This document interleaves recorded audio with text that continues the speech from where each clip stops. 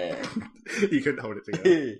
Hello and welcome to the Saladcast on Sunday the 14th of August 2011. It is still 2011. We've got the year We're only wrong. halfway through the year. I know. Well, actually more than. Everyone's talking about the Olympics and stuff and it feels like it's like right now or something.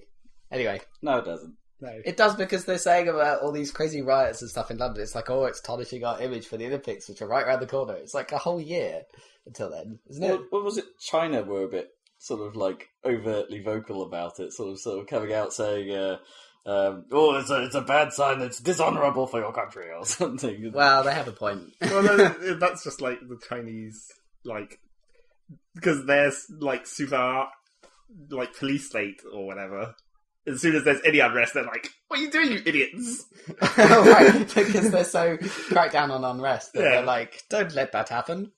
They have a point, though.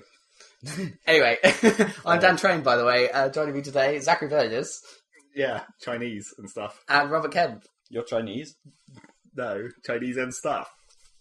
So you're part Chinese, part stuff. Clearly. I thought we were talking about food there. Yeah, Chinese, yeah. I don't like Chinese. But though, you so- don't like it, yeah. Just turn around and go Indian. That's just how you greet people these days. Just walk up to them and go, Indian. What is it about Chinese that you don't like? You like Indian, do you? Not really. I don't like any of those weird... Foreign foods, yeah. No. Just any of those weird, New like, potatoes and casseroles, that's what I weird like. sauces and... Could you class pizza as Italian? Yeah, exactly. Yes, you could.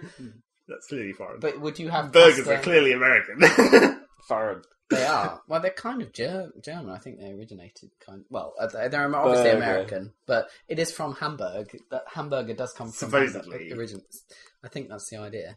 But I think those were meant to be like a different thing. They're not actually even really very close to the traditional American style. That's true. They just sort of stole that name and applied it to their thing. Yeah, I think so. Because they're basically just sandwiches, aren't they? They're just a form of sandwich Yeah. that has been refined. With more meat. More meat. More thicker, tastier, juicier, and slightly more cooked, probably, meat. Not necessarily, not if you have it rare. Whereas cooked meat, like ham sandwich, is definitely cooked. Whereas, Oh, yeah. like... But it's pink. That's true. What, you think the That's all that pinker, matters. the less cooked, right? That does work to an extent. Yeah. Because your rule of thumb. Can't have ham. It's just not cooked. Can't have ham. It's just not cooked. Anything pink is just not cooked. It's not healthy. Fucking luncheon meat. It's just a disease waiting to happen. What have you got? I've got luncheons. Pink French fancies, like icing. Oh, it's just not cooked. Can't do that. It's just a pink. It's like, that's like rare, and then the yellow ones are medium, and then the brown ones are well done. Well done. Just pick out the brown chocolate ones. So I can't eat Jammy Dodger. It's got that pool of blood in the middle. It's clearly not well done. So yes, welcome back to the Saladcast. This is a podcast about video games. Not biscuits or other foods. You'd be surprised to hear. I still don't understand what you don't... It's all the sauces, right? Yeah, and like, and all and some of the weirder things, like, I don't particularly like certain types of noodles and stuff. Fair enough, yeah. But what about, like, rice? Do you like rice? Well, rice is okay, but that's just like, that's generic. I know, but That's if you had Rice is Chinese quite stuff... possibly the most boring substance ever created, unless you like fancy it up like special rice or mushroom rice. Or... Well, they do fancy it up. Obviously, you get egg fried rice and Chinese and Which is good. pilau rice for Indian, don't you? Which isn't so good. Yeah, I agree. I like egg fried rice best. But yeah, and then you can buy, instead of noodles, you have rice, and then have a Chinesey like. Or do what stir I fry. do and mess up a curry completely by instead of having rice, have noodles. So you have noodle curry, which is lovely. I also hate stir fry. I think we need to start talking about this because I'm starting to feel hungry already. Here we've got We've got 2 hours. It's quarter to 3. I I'm know. not even hungry yet. I know. I had See, like a bacon I could sandwich. just this push that morning. on you and talk, yeah, because I had bacon sandwiches for his hangover cure and it hasn't worked. So it's like I'm not hungry. We can see the evidence. Oh right, yeah. That is very not a flattering position to sit in. What the shit? That is quite bulging today. My gut is. We're just looking at. Anyway, Anyway, I'll try and flatten it down with my phone.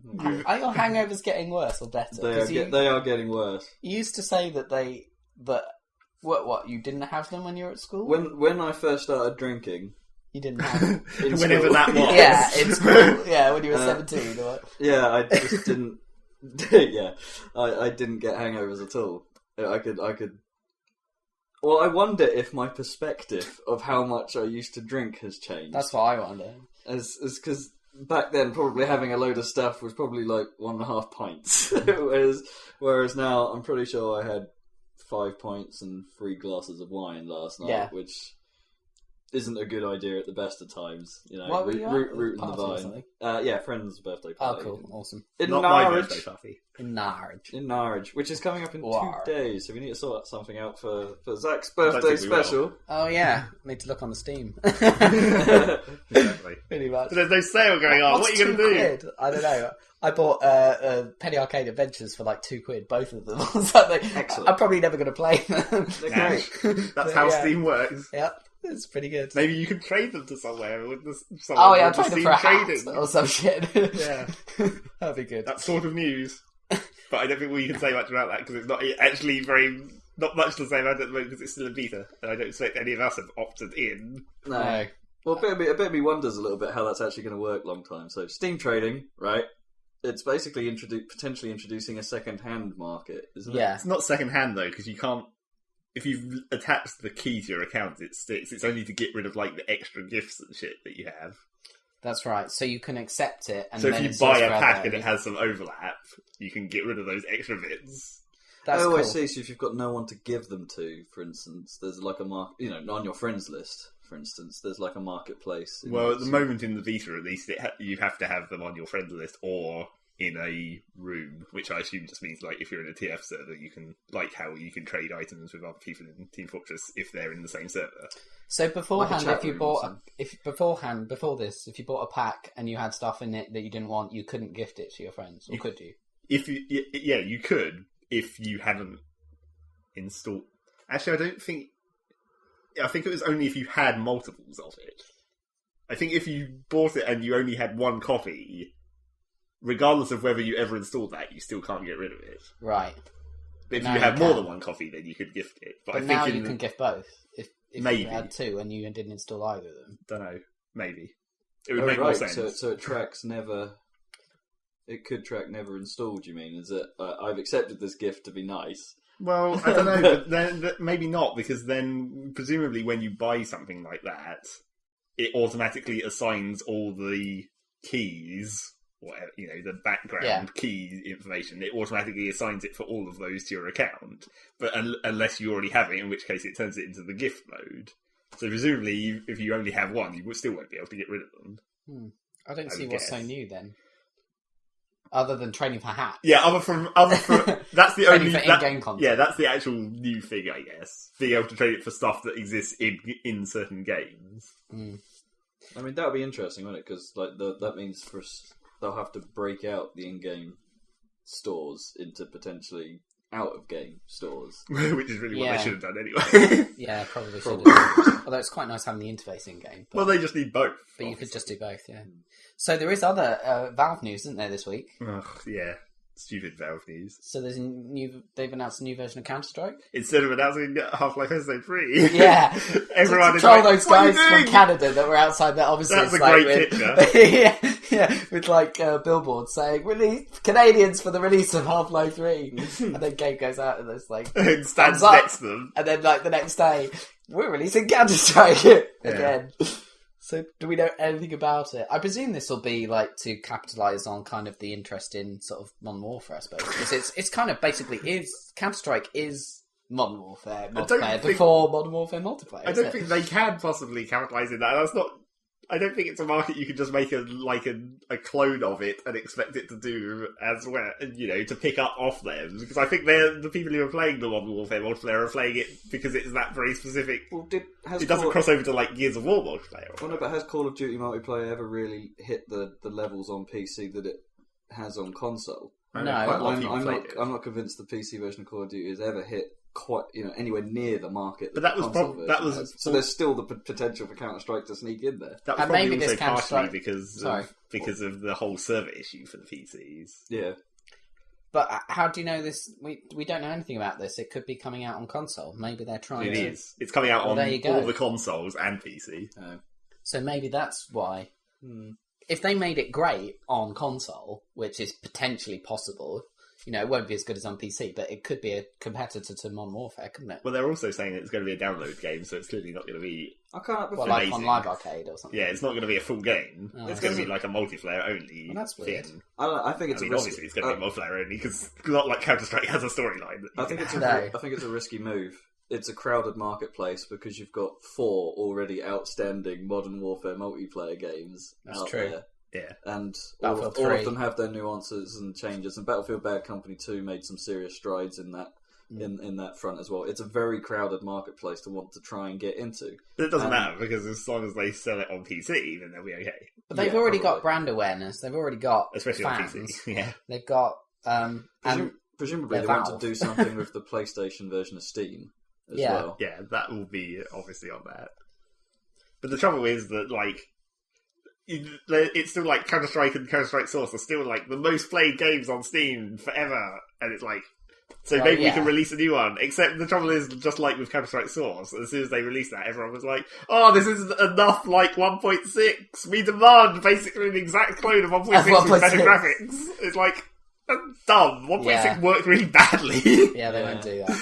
So they won't do that, and then that'll piss off a whole bunch of people. Yeah, and then the people who like Source as well, they'll get pissed off because it's not close enough to be the same as Source. Yeah, it's a great community. It's not often you come across a gaming community that actually doesn't sort of appreciate them because it's not like they did incremental changes quite so much in Counter-Strike, is it?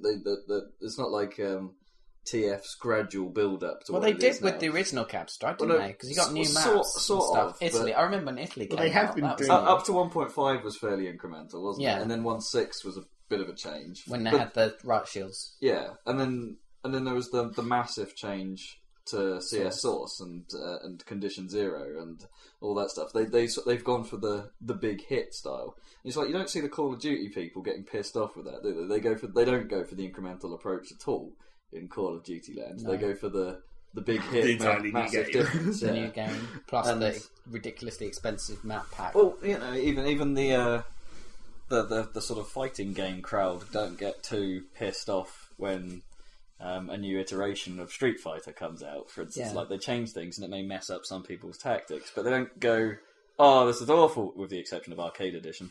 They sort of generally just accept it, going, "Yeah, fine." But then again, there hasn't been a new Street Fighter for like a million years between like 3 and 4 or whatever the last version of 3 was. Well, no, true. There was quite a gap between 3 and 4, but now there's 3 editions of 4, and there's going to be a 4th with the 2012 patch for Arcade Edition. Does that actually make it a new version if it's just a patch? Sort of, but they have to label it as such because of the tournament conditions in which the game is run. Oh, well, yeah, You have to label each edition of it. Although, on that front, I might have mentioned it last time, but Mortal Kombat made it into tournament, is now tournament worthy now, according to them. So, for the first time ever, Mortal Kombat is now considered a serious fighting game. Really? So it doesn't look serious. No. You look at those fatalities, they're just stupid. The movesets are like properly organised now. Yeah, they are. Yeah, it's all good now. Yeah, I found it interesting. But yeah, it'll be interesting. As I say, I don't think it will be a problem. I just think it's a risk. I mean, Counter-Strike Source has been kind of... Do they really... they don't do much to it. They've been updating it quite regularly, really. Have they? I mean, obviously I don't have it installed, but I went back and looked through like the news feed, and there's been quite... And also they've done the same thing for Counter-Strike as they did for Team Fortress, when they made a beta version for doing experimental stuff. And they've done a whole bunch of weird updates through that to see what people will accept. Presumably that's they've started doing... I saw when I looked on the newsfeed there was like 2 or 3 of those in like the last couple of weeks, and it's like, so clearly this is the precursor to this new Counter-Strike where they're basically using Source as a testing ground. Yeah. So it'll be Counter-Strike Source with hats, right? Yeah, basically. And that makes even less sense in the CS universe, doesn't it? It won't be. It won't have that. They'll totally have, they have some kind of customization. Yeah. It won't be hats, or it'll be hats. Like riot helmets. Yeah. Well, no, I kind of think what they'll do, other than the sort of the Call of Duty perk / weapon upgrade system, because that I don't think they works. can do that because the that's whole so- idea of that's- Counter Strike they it was like You'll so, buy as you go. it was so pure and based on purely on what weapons you purchased. I suppose, but you could still potentially they could introduce a whole a massive arsenal of weapons, but then you pick which ones appear in your slots during the game. So when you get enough cash, you can buy your slot 5, for instance, or and your slot 5. They could definitely do choice. something, couldn't they? Yeah, I mean, I think Counter-Strike needs to expand if it's going to work, because the big guns have got a lot of ground on them now.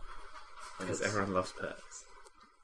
Yeah, that was a good innovation. I think everyone's copied that, haven't they? Yeah, it does work. Yeah. It does work. I mean, Halo even to an extent got it right by making the XP system purely aesthetic.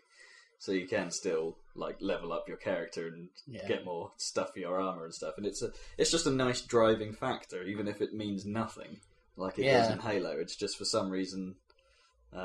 Everyone still looks almost the same though in Halo. That's the trouble. No matter how cool your guy looks in single player, unless you've got a flaming head. Yeah. It's well, there's that new blue flaming head. Blue flaming head. Yeah. Everyone will have that though, won't Yeah. they? Yeah. Most people do. Do everyone have it on? I do. Of course you do. That answers that. Yeah. So yeah, Valve.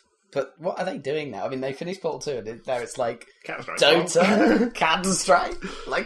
I don't know. Yeah, are we going to see more? Any DLC for Portal 2? Yeah, I think there should be some. I mean, but that's not the main. I think they might be missing Did the they sort of. actually release that first pack that they said they were going to release? Not yet. I haven't been paying attention. Well, I think they're missing the optimum sort of buzz window now, aren't they? Because DLC usually comes out towards the end That's of it, true. or fairly soon after a product release, because you're in the hype zone. Well, the Portal 2 hype zone is tailing now. Yeah, that's true. But it doesn't actually really matter because so many goddamn people bought Portal 2 at the time, and the DLC is only co-op or whatever, so all those people who specifically purchased it together for the express purpose of playing through co-op, they'll just go to their co-op partner and say, "Oh look, the DLC came out. Do you want to play some more Portal now?" Yeah. It's not going to draw in new customers. It's just going to be It'll be free, right? And it'll just load up. presumably, And then I you'll think be they said like, it'd be ooh, free. updates. And everyone will be like, sweet. We'll just update through Steam, and a little puppet will come up and say, "Portal 2 is updated." Yeah, play That'll it be it. again. There's more shit. Presumably. Cool. Anyway, any more news, or should we move on to what you've been playing? I got a couple of bits of news. Okay. That we totally predicted, by the way. Sweet. Obviously. Because we're awesome. Back Clearly. in E3, when Nintendo introduced a small little thing called the Wii U, Yeah. and at the same cares about it time, Sony introduced a small little thing called PlayStation Vita, we theorised that Yeah, it we would be did. possible for Vita to do exactly the same thing as Wii U is doing. Exactly. Sony have said they will. They will definitely do that. So it's like, holy crap, they've just trumped Nintendo proper soundly with something that was obvious to us, it's just... Yeah. And to be fair, they were kind of doing before anyway. Yeah. It'd be an expensive option, but it'd probably be a better option even, because it'll have dual analog. Although, no, hang on, the Wii U has got dual analog. Yeah, no, the Vita doesn't, which is a downside. No, Vita does have dual analog. Oh yeah, sorry. Remember? Yeah. No, sorry. I've got the image of the old PlayStation in my PSP in my head when I think of it. Yeah. Still. But it's got its own processing power in there, obviously. So whereas the Wii U will have to broadcast, the controller doesn't have any power. Yeah, and the Vita's a fucking powerhouse. Exactly. So And the PS3's not that bad. Yeah. Probably more powerful than the Vita. But yeah. But well, yeah, Yeah. it'll probably still be more powerful than the Wii U. Yeah, probably. Yeah. Although there's been a lot of speculation saying Microsoft is now... The rumour mill is churning more about there being an announcement next E3 for the next Xbox It will to be be. released 2013. It will be. I'm confident that... It's churning more now. Yeah, I'm confident that they will announce the new Xbox at E3 next year, which will be exciting as hell. Yeah, I think Sony will hold back again. Probably. I think they'll be at least a year out, like they were last time. Expect so. But partly because I'm not entirely sure they've made their money back on PS3 yet. But No. Yeah, we shall see. Anyway, that's far in the future. then. Plenty Yeah. of games to play before then. That's for sure. Maybe. It's a whole ton coming up. I'm excited. Freaking Deus Ex coming soon. Batman. All kind of Uncharted 3. Yeah, that'll be sweet. Yeah, it's going to be a good time. So, but we've been playing games just recently, so Yeah, we've got a lot to cover this week, I think. So, who wants to go first? Robert, I'll go first, shall I? Yeah. Are you turning into Ubisoft, man, then? What was that guy's name? Twat. Caffeine. Twat. Le twat. Le French fool. Yes. Okay. Robert Kemp, what have you been playing? Right, well, the sort of the biggest addition to my arsenal was probably I now own a Kinect. So, Ray. that's mine. Ha! No more borrowing other people's crap. It's mine. Ha! Get your hands off. There's a story behind how I acquired it as well, because I'd mentioned on the cast before I'd planned on holding back until the autumn update dropped. Yeah. For when all Kinect goes a bit. When is that? Bananas. The full update. Awesome. Yeah. That's all we know. There'll be lots of bananas involved. Yeah. So sometime between September and November. Oh, that's great.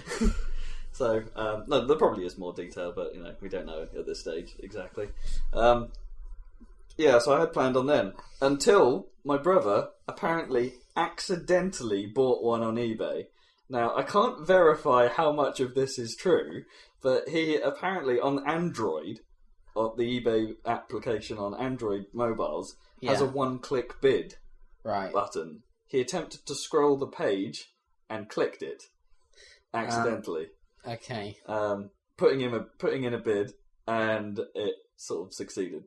So he's like, fuck, I'm now contractually obliged to actually buy this thing. So when you put bids, you have to enter the amount, right? Yeah, this is the bit I'm a bit confused about, as to whether the one-click bid actually shows you how much it's going to bid just on the screen. Yeah. Prior, so then you click and it's like, well, there you go, you've bid that amount I told you were going to bid. Yeah. What's one-click bid is like bid and a quid over what it currently is. Yeah, presumably it's min bid. Or maybe you can set it. I think it's a system, so you can do for the last 5 few minutes, seconds, so you can do the sort of proper auction style. Yeah, back and forth. So, but it never gets around the problem of snipe programs. But blah. I just manually snipe whenever I use eBay. Most people do.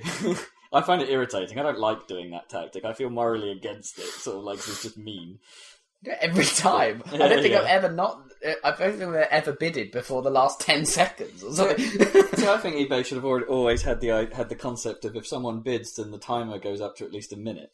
So you get so people can keep bidding on it. That's like a proper auction. Yeah. I'm not entirely sure why they didn't implement that. Listen and pay me. Anyway, yeah, so he accidentally bought it, and I kind of said, well, I was going to get one eventually at some point, and he did get it for a bargain, so I bought it off him. You bought it off him? Yeah. Oh, cool.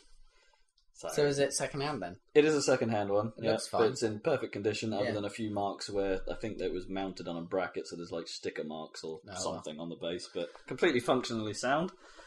Sweet. Yeah, and it's awesome. So I've been playing Kinect Sports on there, which I finally got round to after it being delivered as part of extending my Xbox Live subscription. And not having a Kinect to play it on. Yeah, so that was a bit cheap of them to send you that. No, did they not know that? No, I did get a choice. Oh right, but I had all the other choices, or didn't want the other choices. Oh right, okay. Like Halo was on there. Fable 3 was on the list, and I outright said no. No, fuck that shit. And I think Kinectimals was on the list as well. So there was like 2 Kinect games and 2 normal games, blah. But yeah, sort of thought, well, I'm going to get one eventually, so I'll get the one I might actually play. Yeah. So I've been playing it, and for the most part, it's pretty darn impressive. I have to say, they've been quite ambitious with some of the games, which is refreshing to see. It's not like just a mini game collection. They've actually been quite inventive, particularly with the football implementation. Because, okay, it's not very good multiplayer. There's a big caveat to most of Kinect Sports in that the nuances of the sport are ruined in multiplayer because it's not so good at picking up your left to right motions when there's 2 of you. Yeah, it's you need the play space. I mean, this is why I've angled my television so it's into the room diagonally, so I can make even more room in which to play it because it requires an enormous amount of space. Yeah, you need a massive room. And it forces you to move across the entire space. But it's cool because the football has you like sort of you take it in turns in a way. So the ball comes to you, you have to kick it in the direction of a player to pass. But the defending player at that point has the ability to stick their leg out in the way. So you have to kind of predict where he's going and then jump into the position to intercept it, and then the ball will bounce to one of your players, and then it's your turn to have a go. And that kind of works surprisingly well, and there's a great use of the space. The only problem with it is that the shooting always seems very keen on you either going straight at the keeper or either side of the goal by a long way. You see that I got a lot in actual football. Well, it's mostly in real football. It's mostly over the crossbar, isn't it? So it's a bit picky on shot direction, which is quite irritating because you can play a beautiful ball in, get the cross in, get the special quick time event where you have to stick your foot in the right position to slice it into the goal, and then go straight to keeper. And you're like, fuck's sake! Damn it! I didn't even scare the seagull off the crossbar, you bastard! Because there's an achievement for that. I thought you were talking metaphorically, but there is there's actually an achievement for scaring a bird off the crossbar, which is awesome. Okay. But yeah, it just goes to the keeper most of the time. But on the other side, when you're playing on the harder difficulty levels, the amount of time you have in which to save the shot is minuscule and is further exacerbated by the input lag that Kinect sort of suffers from. So it doesn't give you enough time to move. So a lot of the time you feel like, I was there! I had my hands in the position. Yeah. I can see my character with his hands now over the spot where the ball went, and you didn't count it. And so it's only really a problem in that when you start ramping up the difficulty level. Volleyball has the same problem, where it forces you often to dive for shots that are in the lower left and right corners of the screen. Gives you very little time to do so. And it just constantly feels like, I did that. Why did you not pick that up? I wonder why they can't have kind of almost like lag compensation. Well, they should have just made it so, it's just because it's too fast. Right. The game just doesn't give you enough time to get there. I mean, that is technically the skill, but the problem is it relies on you just, you have a 50-50 chance. You could dive in one direction because you can pretty much guess it's going to go one way or the other. So just make sure you're standing in one of those positions and and hope for the best, which is a bit shit, Yeah. And there's achievements for winning games on the highest difficulty levels, and not managed any of those yet because of the problems. Table tennis as well has a very slight issue with that because at hard difficulty levels the ball movement gets really, really fast. And it's too fast for you to keep up with. I mean, I'm not just saying that because I'm a bit shit, but it does feel like most of the time that I was there. I did that. You didn't recognise that in time. That's a shame. Because surely, so if you're in the right place and then the ball comes and it hits, it bounces off or whatever. Yeah. But couldn't you have it so that if the ball, you're not in place and the ball goes through, but then it looks half a second back or whatever, and then if you were in the right place, it might make the game just teleport. It would look a bit odd, but at least then it wouldn't be cheating you. If it knew the lag was so many milliseconds, it could kind of... I think perhaps it does need a bit of that, and I'm kind of hoping that it's one of the things that they've ironed out, because Rare have been talking a strong game about Season 2 of Kinect Sports. Oh, cool. Really? Saying They're making that? Yeah, it's going to be out by the end of the year. That's good. With 6 new sports, including golf and darts. Now, here's where the interesting bit comes, because Rare claimed that when they were making Kinect Sports Season 1, that they couldn't do the precise motions required to do golf and darts properly. So they abandoned them in terms of the more large actions you need for like track and field and things. But now they've been saying that the software they have in order to interpret Kinect is now a lot better. Yeah. So precision motions should be far easier to pick up. But I wonder if that's still... I don't know if that means that they've solved input lag issues. Yeah, probably not. But still. But it's as I say, Rare are talking a strong game about Season 2, as they probably should, because it's their own game. But it's looking good. I have to say I'm quite intrigued by it. Potentially not with the American football implementation, because, E3 kind of made that look totally retarded. Yeah, well. That was just for the... Yeah, and more voice controls is the other thing. So in golf, you use voice controls to select your club. Oh, for instance, you can say three-wood, yeah, and it'll change for you. Okay. Which is probably a better interface than the hand in the air stuff. Well, couldn't you do, if you had more precise hand in the air stuff, couldn't you just have, like, all your golf clubs aligned along the top of the screen and then you could just go... Well, no, the best option perhaps for golf would be the Slap It system from Dance Central, because, you know, that handles a lot of options. Yeah. It almost seems like that it's like that menu system seems like the way it should work. But it's like no one else is doing it. It's almost like they've copyrighted that one specific motion for their own games. And they're like, no one else can do this. Well, no, Ubisoft's Fitness Evolved, Your Shape Fitness Evolved, I think, has a similar system. I saw on Fruit Ninja Connect it has, like, really quite difficult because it's not like hover. You have to slash the menu options. Yeah. Which is, like, really hard. Yeah, I wanted to talk about Fruit Ninja briefly as well. Okay. I only briefly, because it is incredibly mindless. I presume there's a demo, a trial, because it's a live arcade game. Yeah, it will have to have a demo, and that's probably pretty much all you need. Because it's, I mean, it's a Kinect game. Kinect needs more releases, but at the same time, it's possibly the single most thoughtless game that you could have on Kinect. You know, it's completely brainless and too expensive for what it is. You know, we're talking, I think it's the 1,200 point mark, which is now quickly becoming... wasn't it? When we looked. Because you were like, oh, it's not that bad. Oh, yeah, no, you're right. Yeah, It's sorry. 800. We thought it was 1,200, but it's 800. It's 10 times more expensive than the game on the smartphone. Yeah, but you're still talking £7 for something that's basically 30 seconds worth of fun, and then you can say, been there, done that. Well, what portion of Kinect Adventures was that hitting the ball against the wall game? Because that's basically all it is. That's a sixth of Kinect Adventures. So it's still slightly worse. And Kinect Adventures, everyone with a Kinect has. That's true. So play that. Yeah. It's I don't know. It's nice to see more Kinect games, but that's kind of a bit poor, if you ask me. Yeah. Bleh, I don't get it. Okay. Don't get it. Well, so moving on. I'll get Child of Eden at some point, but yeah, expect more Kinect news. Blah blah blah. Kinect news. Yeah, the other thing me and Zach got crazy infused about one weekend. Stupidly. Woo!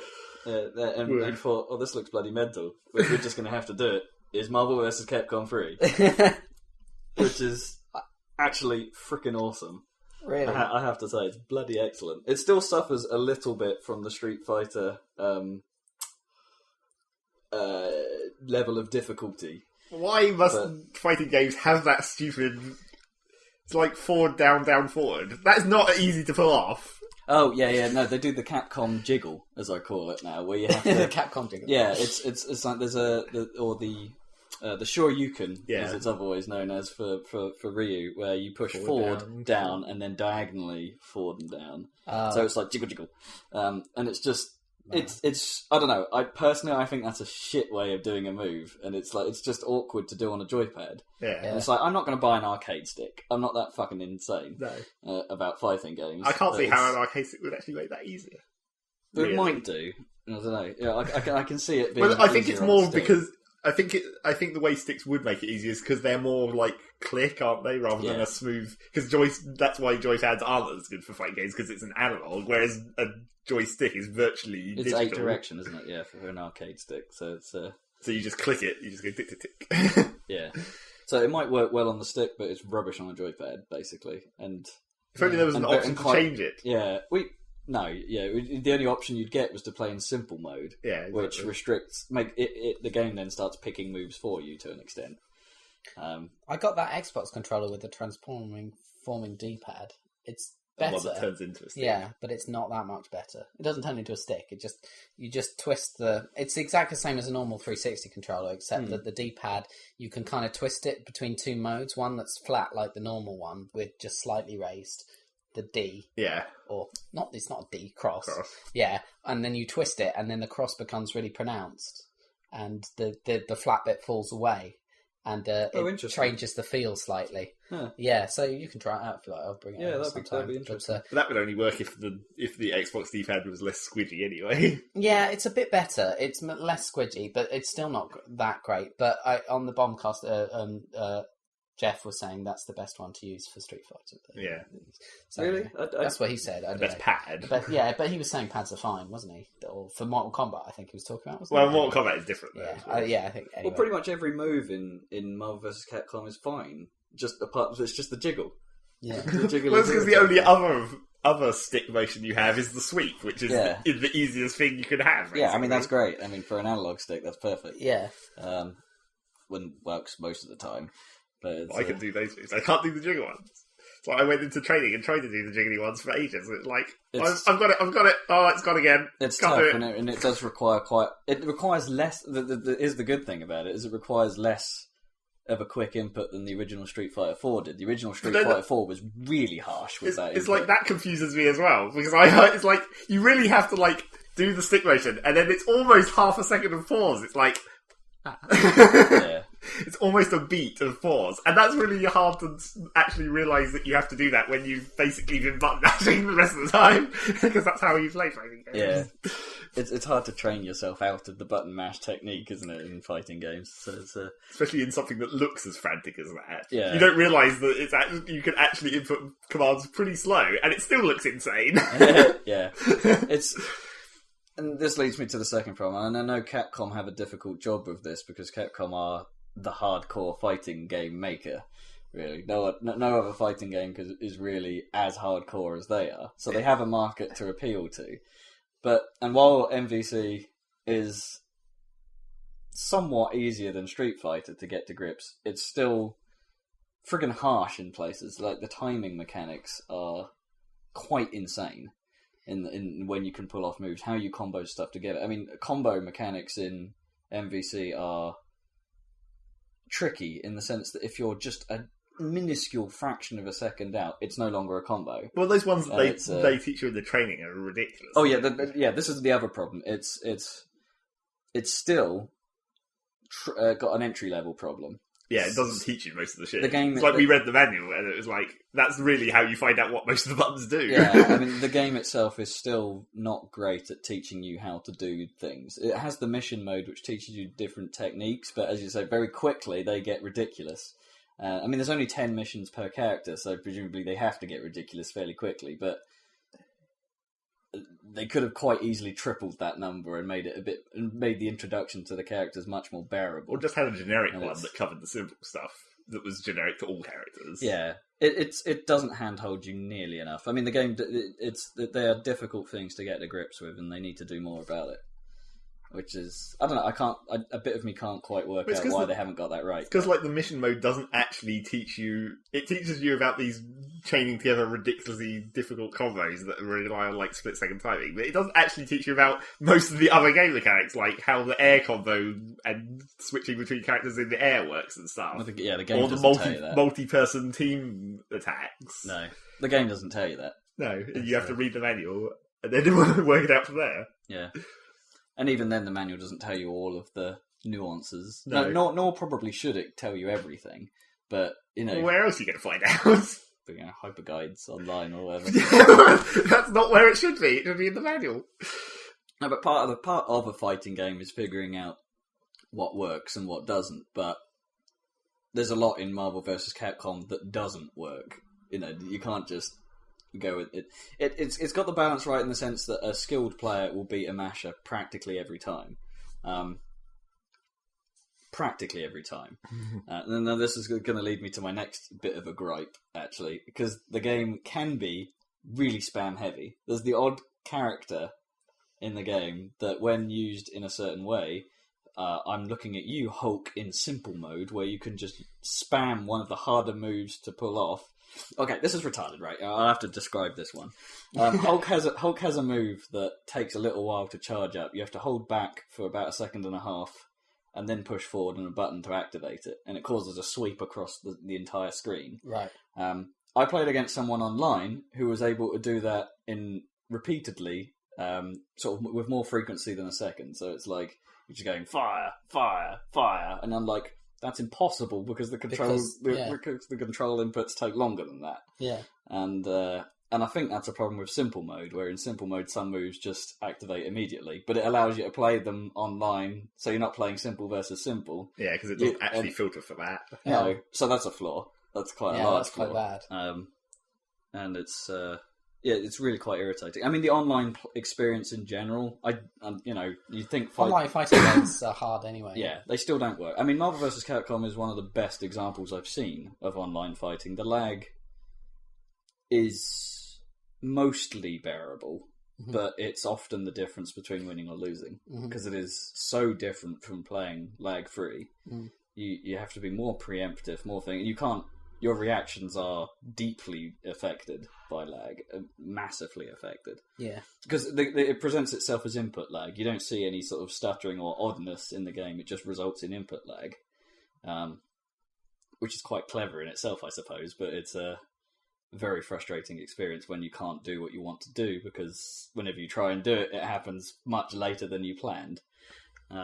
So that's quite annoying. Also, it seems to be awkward in the sense that even though I'm right at the start of the ranks, because let's be honest, I'm quite new to this fighting shit when it comes to like trying to do it properly, but you still somehow get incredibly hardcore people even at the lower ranks. Because everyone has to start from zero. Yeah, but so I know the hardcore people who have come from other fighting games will naturally start at zero. It's like more than 50% of the people I've played have been amazing, and it's like, this isn't working. It's like they've immediately come in and are just kicking my ass, even though I'm doing really well. And every now and then you come against someone that looks like they have reasonable stats, as in has lost a few games. I mean, it's quite rare to come across some. At the moment, it seems rare for me to come against people that have actually lost games. And as soon as you come across someone like that, it's like, oh, this might actually be a fair fight, and then they turn out to be a spammer, and you're like, fuck. It's filled with like unsporting players at the low end, and at the top end it's like, a shame. Yeah, it's like I want it to be good. I absolutely just, because it is great when me and Zach play against each other. It's most of the time. It is most. But of the now time. you're starting to learn shit, and I'm still button mashing. It's like, oh no, I'm gonna be outclassed soon. I know, sorry. And also, you need to stop using X Factor, you bastard. We should make that a house rule. No X Factor, because that's so cheap. It's really unbalanced. I don't think it is. I think X Factor is actually a great mechanic. Well, it's like it gets more powerful the less characters you have up. So if you've got one character on half health and you activate X Factor, and I've got 3 characters on like quarter health, you can just destroy all 3 of those characters with basically one hit. Yeah, pretty much. So that's totally retarded. It's the comeback tactic, and it's I don't know. I kind of like it. It's like the game has a nice balance between someone being on top and then the other player getting certain sort of like, for instance, if someone's attacking and you're blocking most of the hits, you gain more superpower than the That's attacker. Cool. I like that. So it means that if you're defending, you actually gain more ability to fight back. To turn the tables.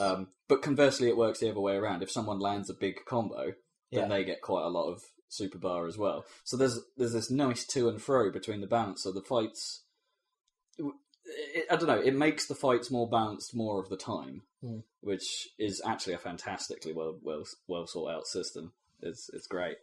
Cool.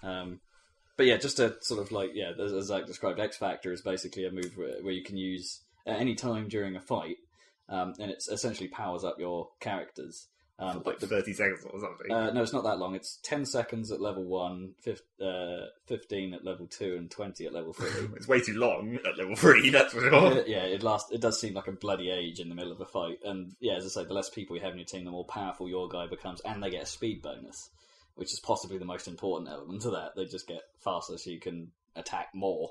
Right, yeah. And then you end up getting more hits through the stun block time, which is where most of the damage comes from, I think. It's like you're able to counter most of the attacks coming at you before the other characters even moved, which is a big bonus. But yeah, as I say, it's and it's interesting to try and combo it into, because I've been reading up on X Factor. You can do even more crazy stuff with it. Like in the middle of a combo, you can just activate X Factor at any time. It will cancel any move that you're doing at any point, including supers, with all the crazy animations, so you can go into something else. And it's so you can chain loads of shit together. Genius. Not that I'm any good at that. It's a bit of a pain in the ass to activate on the joypad because you've got to push all 4. Yeah, that's why I can't do it most of the time anyway. And that's the worst thing. It's like, it wouldn't be so bad if it was an easy button press to activate, but because you have to push all 4 buttons, if you miss, you just end up doing some retarded... Some spaz. Yeah, or you attack in the middle of nowhere. Or you just stand there looking like a tard. It's like, yep, I'm going to take this. And because you've done that attack, you can't block because you're not in block stance or whatever. So if you're trying to activate it and you fail, you've just left yourself open to even more damage. Yeah. And you tend to use it when you're already in trouble. Yeah. So, because that's the best time, that's the most effective use of X Factor is when you're in trouble. So you use it then, and of course you're susceptible then to those last few hits you take are probably going to be your last. Yes, I just think it's a retarded feature. I like it. It wins me fights. Yeah, that's the problem. Wins you fights you shouldn't win because I've totally got 3 characters still up. Oh man, I hate fighting games. I don't know. I think this is really good, but it is lacking in content, like most Capcom fighters. There's woefully few stages on which you fight. Right. Yeah. Which seems odd because they're one of the the game isn't affected by stages, and the game isn't because they don't like have any environmental things, so they could have just added a fuck ton of just like nice backgrounds, random graphical things, and there's like 6, something like that, which is sucks considering the amount of things they could do with the universe that they've got. Yeah, to draw exactly. They like the most interesting one is probably the Daily Bugle, where you've got like a balloon parade going on in the background of a giant Spider-Man floating in midair. Macy's Day Parade. Yeah, that kind of thing, which is kind of cool. But some of the other ones are weird. Like there's a Resident Evil zombie lab, which just looks very generic with a few zombies moving in the background.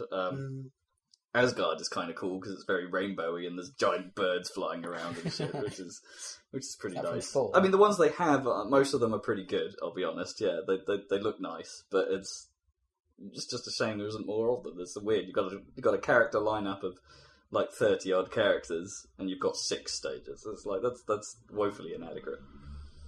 Boo! Put more effort in, Capcom. So have you seen Captain America yet? Because I haven't seen that. Yes, it's great. Is it good? Oh, sweet. I have to go see that. Damn good film. Does he somehow lose his shield? I bet he does at some point. Yeah, kinda. Yeah. Well, actually, that's the other thing. Captain America doesn't lose his shield in Marvel vs. Capcom 3. Yeah, I think they realised that was dumb too. That's one of the funniest things in Marvel vs. Capcom 2. Your shield just ends up on the floor somewhere. It's like, fuck, my shield! It's awesome. He doesn't actually have very many shield moves, really. The shield throw is just like the boomerang, and then there's the like various thrusting manoeuvres with it. But there's no other kinds of throw that I've seen. You kind of bash them with the shield, don't you? It's like a charge. And then, yeah. Anyway, Marvel vs. Capcom 3. Pretty damn sweet. Cool. And now cheap because everyone knows the ultimate Marvel vs. Capcom 3 that's basically why we purchased it. Yeah. Fair enough. Okay. Been playing anything else, man? Yeah, I'm trying to think where to go with this now. I think you don't need to go anywhere. We've just finished one thing, now you can move on to another thing. Yeah, no, I'm just trying to think. He's about got options. He's at one of those splits in the path, like in Gears of War. He's got to choose which trigger to go left or right, and then they just go parallel. They just end up in the exact same place within about 5 minutes. Makes no difference. Bulletstorm. Speaking of like epic, that worked out quite nicely.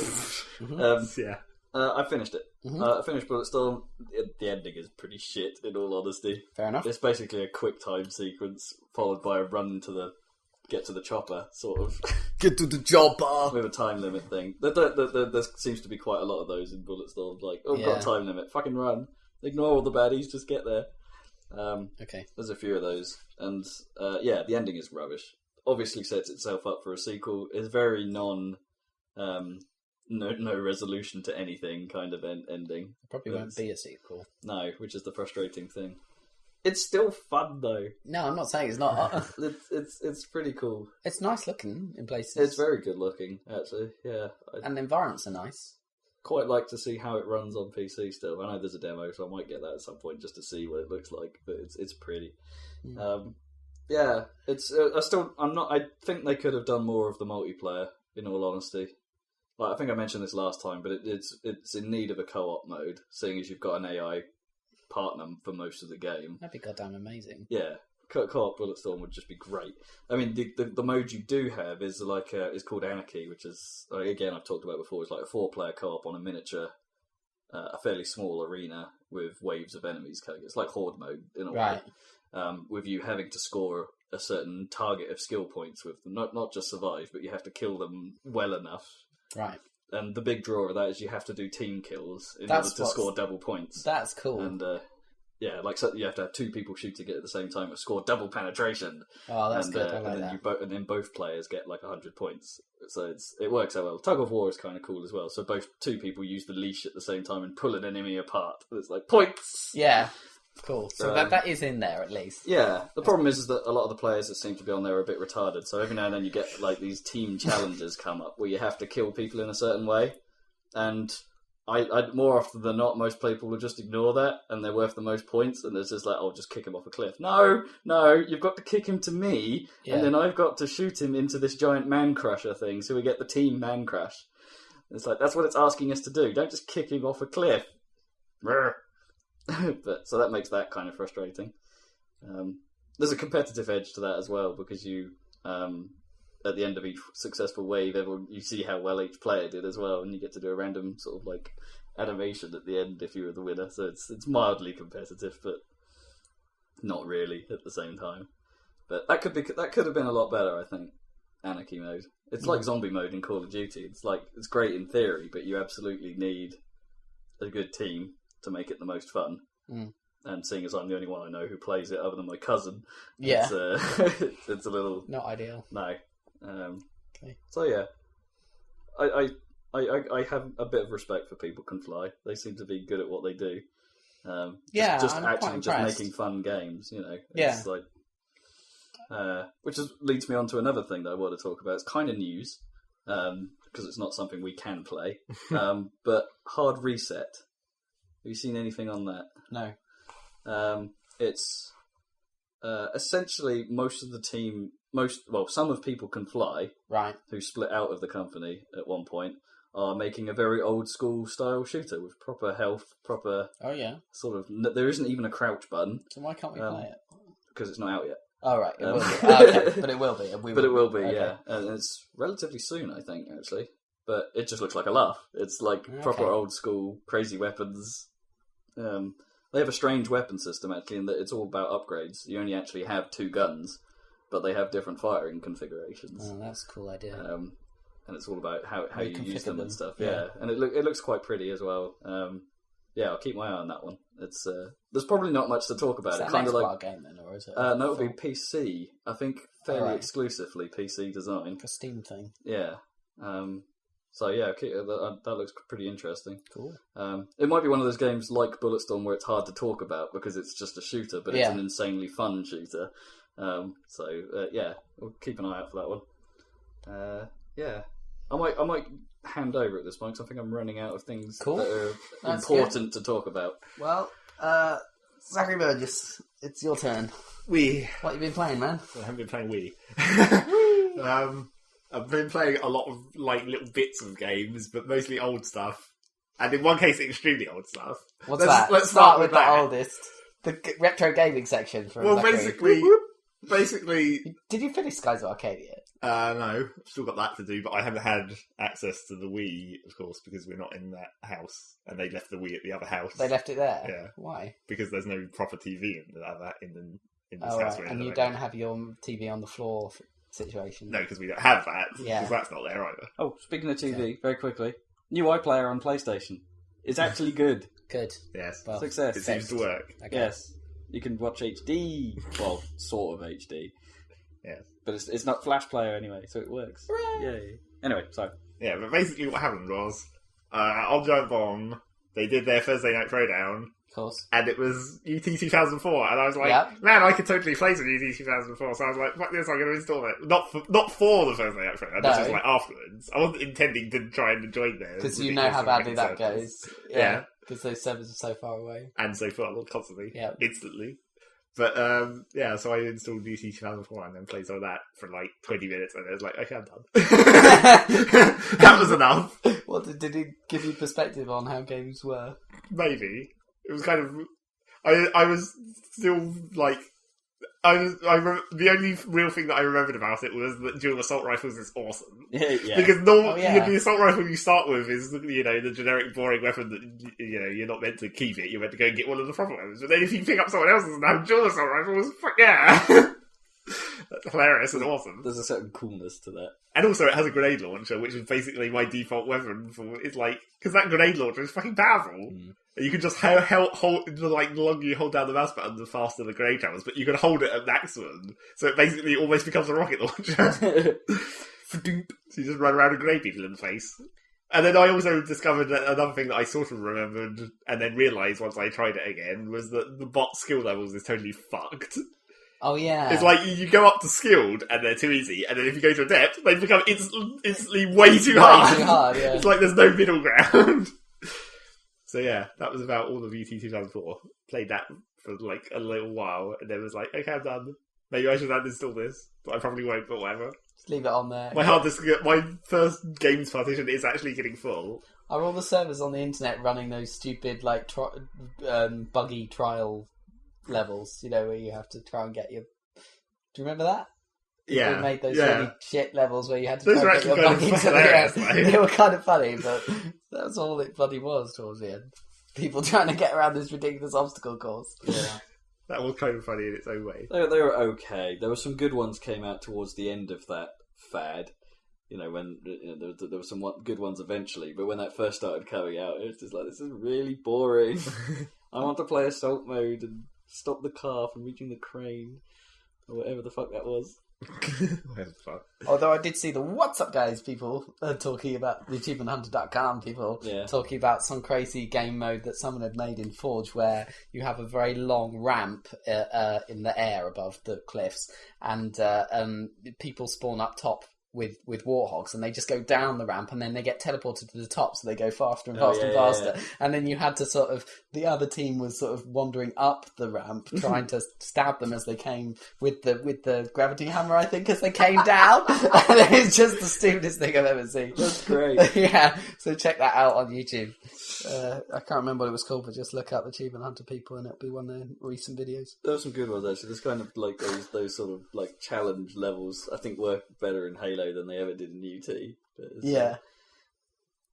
Sort of just can you land? Or the man golf one was kind of cool that we saw in Achievement Hunter. There's whether someone had actually made a literal sort of like golf cup, and you had to fire your bloke into it. But that's kind of weird that it would work better in Halo, because actually in UT you had air dodging and shit. That should have actually made it. That's true, yeah. You could do more technical maneuvers. You could jump off the walls, couldn't you, in UT, couldn't you? I don't know if they still had that in 2004. Yeah, they did. I didn't test it. I'm pretty sure you can. Because if you were really good, you could get across the level without touching the ground. Well, that was especially true in the earlier UTs. Yeah.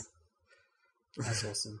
I was never good. They only added wall jumping in 2003. Yeah, that was the main one that it was ridiculous in, though. Yeah. But then no one liked 2003, apparently. Well, no, 2003, there was nothing particularly wrong with it. It's just that it was... Well, that version of Unreal Engine wasn't particularly refined at that stage, so it had quite a lot of glitches. And then they released 2004 too soon. And partly because that was one of the biggest complaints of 2003 was the content level was quite low. Yeah. And then 2004 came out with an enormous amount of content, and it's like, and they fixed all the bugs, most of them. And at least you got a rebate if you'd bought. Exactly. I think they handled that quite well. It was fine. But it never materialised because everyone thought it would be like FIFA and there'd be one every year until the end of time, and it never happened, did it? After 2004, no, we only got UT3, which was built on the Gears of War engine. Which never played that. It was okay. It was bad. That was why. It wasn't bad. It's just they introduced stupid mechanics. It wasn't an improvement. Yeah, the stupid hoverboards didn't work that well, and they tried to make so you don't have to walk across a giant map, so gave everyone hoverboards. Right. Which just meant that you couldn't do so much during it. Meant those game types of it. UT was never great, I don't think, with vehicles. It's like some of the levels worked, but the majority of them didn't. Yeah. And there was that one level in 2004 with the giant truck that went around the junkyard. That was kind of cool. That was possibly my favourite assault level, that one. Yeah. That was really quite cool. Spider mines everywhere. Yes. Way too many mines. But yeah, I know. Yeah, vehicles weren't necessarily the strong suit. No one's been. We were talking about this when Reach came out, didn't we? Because Reach was supposed to bring back assault mode in that invasion type, essentially. Yeah. And it's just not as good. It's like, can't someone make a decent assault mode, please? This assault was awesome. Yeah. It's because all the levels were so different. That's why we basically just joined assault playlists. Yeah. Pretty cool. Even just that first one with the crazy desert convoy. That was pretty funky. That was classy. And the space... Okay, the space one wasn't quite so cool. Space combat was a bit dodge. Shit, yeah. But they could do that in Halo with the actual Halo Reach space combat for a laugh. Yeah. Just stick that into multiplayer for the first bit of an assault level. In fact, that would be really cool. They could even do like the initial invasion of the Pillar of Autumn at the start of Halo as a multiplayer assault map. That would be amazing. Cool. That would be cool. Oh yeah, that just reminds me, we've got a Combat Evolved Anniversary Edition. Yeah. Soon. Yeah. Extra maps for Reach, though, included. So hooray for that. Anyway, Zach, you were playing. Yes, we did 2004. Then there was a variety of other things that I didn't play all that much, but played a lot of different things. And also a lot of weird little updates to things. Teraria. I played Just Cause 2 again, because I was still trying to get those achievements that I missed when I was offline. Yeah. And I did mission 5, which was the last of the mission ones that I was missing. So now it's just a matter of, like, going for the hardcore, finishing that hardcore run through. So do the last 2 missions. And then I can go back to my easier save, and then see how many more of the achievements I get. Because I think I could theoretically get all of them. Just don't know how long it would take. Finding all the vehicles and flying under bridges is going to be the ones that take the longest. Yeah. So I don't know. I might try. Depends. I haven't been playing Just Cause too much, and it's getting to that point where it's like, oh no, I might have lost interest, and then I'll never play it again. But it was fun while it lasted. Yeah, exactly. And then there was quite a lot of Terraria, because they did another big update to that. Oh, yeah. Which is actually quite significant. I mean, there was lots of new items and enemies and shit like they have done for the last couple of updates, but now they've totally, like, rebalanced all the health system and stuff. So you have, like, regenerating health, but then you still also have health potions, but you just can't use health potions as often. So it, like, makes the combat more sort of important. Oh, I see. More sort of actually try not to get hit rather than just spam health potions every time your health gets low. So, and then basically the developer guy suggested, like, what you should do, because this new patch is so significant, you should start a new character so you can experience how like the progression is modified by the fact that you actually have to think about it some more or whatever. Mm-hmm. So I basically started a new character and then played that for a goddamn way too long, because it's like, oh, now I have to do all the new character stuff again. It's like, I have to go into caves and find the health crystals to give me more health, and then I have to mine all the minerals to upgrade my weaponry to the maximum level gradually over time. You basically played the game through. Yeah, sort of, basically. as it were. Again. I still haven't finished that. I've killed the boss that guards the dungeon so I can go into the dungeon. I haven't been into the underground jungle yet, and I haven't been into hell yet. So those are like the 3 final stages of this. I'm not sure which one to do first, because it's like, I'm not sure which one of those is actually more difficult, and I'm not actually that very well armoured. Right, okay. Because in order to get like the next level of armour, I have to go into one of those places. Areas. Yeah. I'm not sure which one will be easiest. Probably the dungeon, I suspect. Probably. Also, I need one of the items you get out of the dungeon is a thing that gives you like +2 defense, but it also prevents knockback, which is really important, because it's way too easy to just like get knocked back straight into lava and then you die. Yeah. Sounds like the dungeon's and sense. Just like one bat comes down and pumps you into some lava. And funts you. God damn it. I very nearly died from falling into lava. I was trying to channel some water into some lava to make some obsidian, and so I dug this channel that went over a lava pit, and I was just about to put a foot like planks over the hole so I wouldn't fall into it, and then that hit me straight into the hole. I was like, fuck, I knew that was going to happen, and then I fell directly into the lava, and it's like, oh shit, quick, grapple onto the ceiling, and then I got out of the lava with like 20 health left. And I was like, oh, well, that was close. Nicely done. Very Indiana Jones. Yeah. Oh, and that was one of the other sort of more important things about the update to Teraria was like they redid sort of the inventory system somewhat. So there's various, like when you open a chest, there's a loot all button, and then you also have this other button which is quick stack, where if there's anything in the chest, a stack of anything in the chest that you also have in your inventory, it just puts everything in your inventory into those stacks. So it makes management a lot easier. And also, now grappling hook, you don't have to have in your number bar. Providing it's in your inventory, it has its own button now. Oh, cool. Which defaults to E. But then, because that's a keyboard button and next to your WASD, I was like, oh, that's no good. I want it on my mouse to grapple. Mainly like Just Cause 2, because I have Just Cause's grapple on my side mouse button, because it defaults to F in Just Cause, and that's no good either. So I was like, I need it on the mouse button, but of course Teraria doesn't let you bind keys to mouse buttons. So I had to write an auto-hotkey script. Auto-hotkey script, that's so exactly what I was thinking. I was thinking, you could solve this problem with auto-hotkey, like every problem ever. So now I have just like this annoying one-line script on my mouse button, which just like replaces mouse 4 with E. Run this script when you run this game. Or you could even have it detect if you had the right window open, if you just left it running all the time. Left it running all the time, or include it in your standard script. Yeah. I do. Shit like that. Kind of dumb. But yeah, so more Terraria was kind of awesome. And then also, I think it was sort of before I went back to Terraria, I was also in the mood for something along those lines. So I was like, oh, maybe I should try Minecraft again. Yeah. Because I'd start before I knew about this Terraria patch. I was like, oh man, I could totally go for some kind of something like that. Maybe I should try Minecraft instead of just going back to my Terraria again. Yeah. So I went back into Minecraft and like fucked around with that for a while. But then I kind of forgot because they still haven't got to their next update, like the adventure update, where it's like more of a game, supposedly. Or Is that the release of the game, the adventure update? I don't think so. Although considering how long it's taken, it might be. Yeah. I don't think they were intending that to be the release for the release date, yeah. which is like 11th of November or whatever. Yeah. But so I went back into Minecraft and I was playing around with that. But because they haven't got to that next update, I'd forgotten how fucking buggy this is. It's like, oh man, this really sucks. It's like random bits of landscape don't change their lighting, so like they get stuck in daylight when it's nighttime, or they don't render at all and there's just giant holes in the landscape. It's like, this is really fucked. Well, compared to Terraria. Yeah. Yeah. It's interesting. So I was just like, oh, this kind of sucks. Minecraft is still buggy. I need a patch, but they're taking so long to make this patch because they're not making bug fixes in the meantime. They're putting it all into this big patch. They need to release that, yeah. It's sort of like Dwarf Fortress. That's why I haven't played Dwarf Fortress for ages, because they've been building up to this big release that is actually going to change a lot of mechanics. But what I was annoyed about was the little bugs that they still hadn't fixed in the previous version. You might be interested. There was a 6-page long New York Times article on Dwarf Fortress. Yeah, it was really interesting. Yeah, that guy's like a genius or something. Yeah. He's a coding man. Yeah. It's just like, wow. Yeah. And he just drinks Mountain Dew and stuff. That's the way he thinks.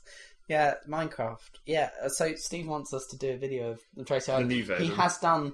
I did see the ramp that he's built for Thunderbird 2 that uses the pistons. Oh, right, yeah. And underneath, it's absolutely unbelievable. It takes about 5 minutes to go up, of course, because it can only go up one thing at a time. But it's like, underneath, it's this insane system with clocks and things made out of the pistons, and it's just completely mental. So it would have to be. Yeah, so we will have to do the new version at a video. Yeah. Yeah, we need to work that out, something to do with that. Yeah. And I also went and installed the texture pack again, because I hadn't installed the nice textures for Minecraft. And basically, there's this one pack that everyone uses that has a total retexturing. It has this awesome web page where basically you can customize it entirely. Where it's like every tile has like 10 or 12 different options of what you can have. So it's like, I want my grass to look like this, and I want my other grass to look like this. And you can configure it, all the different options, and then it creates a pack. Is it all still pixely, or is it like a high-res texture? It's higher res, but it's still pixely. You don't want to ruin the sort of... Well, there is also a high-res pack that's like 64 pixel textures instead of whatever they are, 16 or something. 32 maybe. But yeah, so I installed that pack again. And that pack is really... You can do really weird shit with it, like where you can make it entirely a snowland. Where even in the not snow areas, you can have it look like snow. And all the animals could be polar bears. Or weirdly shaped polar bears, because it's like... Turn a cow into a polar bear. Yeah. It doesn't quite look right. So is it the big update of Minecraft where they're going to introduce that creepy enemy you were telling me about? Yeah, apparently. The weird... Whatever the fuck are they? I think they're calling it the Enderman, which I'm sure means something in some language. Sounds like a cheese. Yeah, exactly. That's Emmental, isn't it? Although I'll have a ham and Enderman. Well, the thing is, the Enderman I think that if it's not something in some language, presumably, Swedish. Yeah. So try and say Hamandendemmon really quickly. Hamandendemmon. Hamandendemmon. It's like if that's not something in Swedish, it sounds a lot like Slenderman. Slenderman? Because that's something from... Slenderman. Slenderman is something from these stupid Smash Brothers hacks, where you hack Pikachu's model into a different model, and it stretches all the limbs out to fit the normal human body. It's the Slenderman. And that's basically what the enemies look like in Minecraft. They're long and thin. So it's like, is that coincidental, or was that intentional? Not sure. We just don't know. But yeah, those enemies are presumably coming in the adventure pack, and then like weird pigman towns or something. Hamandendemmon. Pigman towns? Yeah, because you already get zombie pigmen in hell. Yeah, that's true. And the pigman model has been in the game, but they've never actually been used. Yeah. And I think he's planning on making like towns of them as the generic like NPC towns. That you just come across in the world. Yeah. However that's going to work. You can bend to your will by just remodelling their town. Yeah, by just leveling it. Yeah. As usual. I wonder if creepers will attack the towns and you have to defend them. Well, I mean, the idea of the adventure pack having some kind of missions or something, it's like... quests or some shit. There's going to be actual gameplay involved. Kill 12 sheep. Yeah. Maybe they'll... Punch 12 sheep to death. Maybe they'll also update all the achievement... The achievement tree thing that's meant to be the tutorial. Because obviously that doesn't have anything at the moment. That was just to demonstrate the principle. Presumably that has to be done at some point before it gets released for the Xbox version. That's true.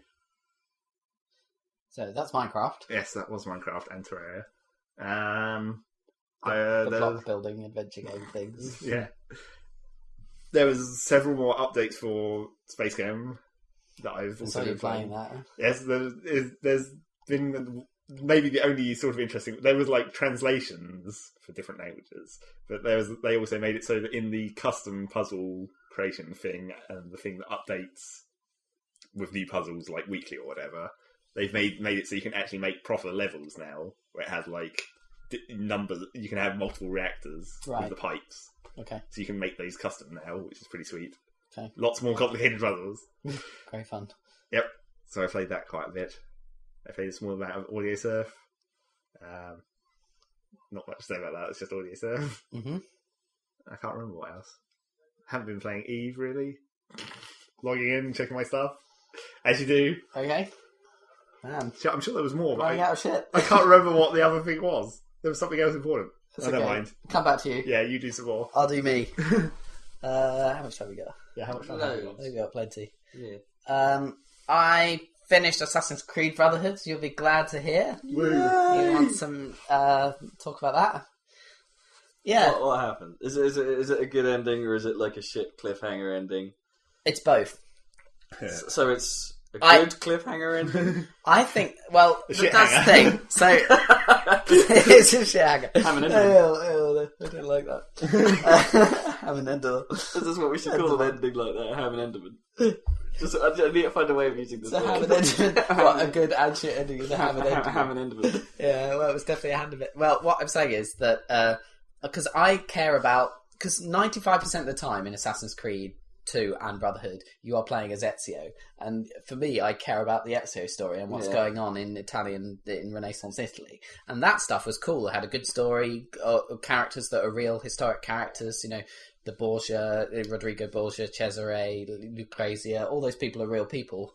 In fact, they've just started a new TV series called The Borgias, which looks really dumb, but it has all those characters in, you know, because it's got like Jeremy Irons as awesome as one of the Borgias or something.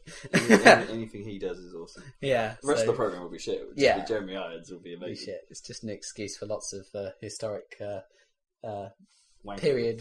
period wankery and pointless sex scenes. What's it called? A bit like Spartacus. Yeah, or just nothing but sex. Yeah, exactly. So that had a really epic ending battle and stuff in a kind of fire-strewn battlefield somewhere in Italy or something with red skies and everything. It's really cool. And it had stealth sections and an awesome epic battle at the end. That was great. And then, of course, the 5% of the time in Assassin's Creed is Desmond in the future or in the near future. And that had a shit cliffhanger ending, which was utterly pointless. And like, I don't know why. Like the Giant Pomp people seem to care about Desmond and his story, and not care about the Ezio story. And it's Well, I like, wouldn't say why? they don't care about it. Yeah, but it's like that story's got bad acting. I think from You don't like the British guy, do you? No, he's better in this one, but he's still annoying. And I don't think Christian Bell, or whatever her name is that great either, really.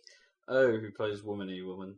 Womany Woman. Exactly. Yeah. She plays Womany The woman who plays the woman, yeah. Yeah. Well, there's two women now, because now your kind of operator person who runs the Animus is also a woman. Yeah. Like a sort of geek woman, but obviously sexy for no reason as well. And... who else is there? Oh, and Desmond, who's Nolan North, who's fine. Yeah, he's alright. Yeah, he's fine. Nolan North, he can voice everything. I don't care. You know, he's doing the voice of the Penguin in Batman Arkham City as a Cockney penguin. Is he in space? He looks really great. That looks really great.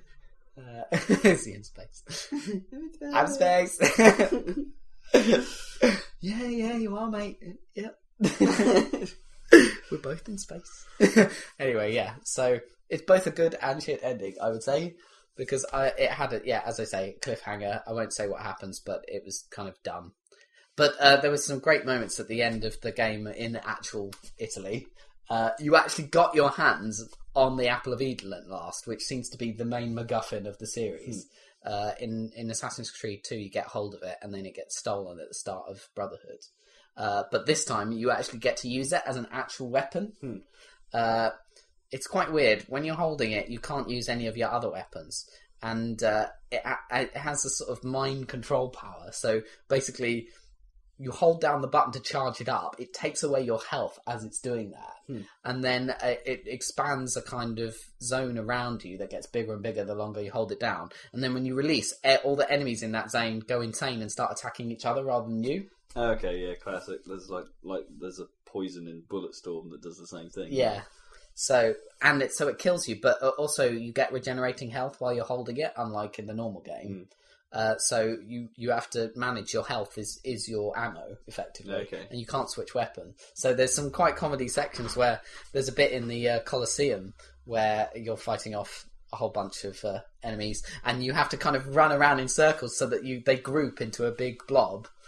And then deploy. So it's like round them up, then deploy, and then they fight each other and kill each other. And then a whole bunch of new ones come in, and then you round them up. So tard herding. Yeah, it's tard herding, but it is quite hilarious, and it is quite powerful. I think you can shorten that to turding. With the shit hangers. Turding with a shit hanger. I think they're called tag nuts.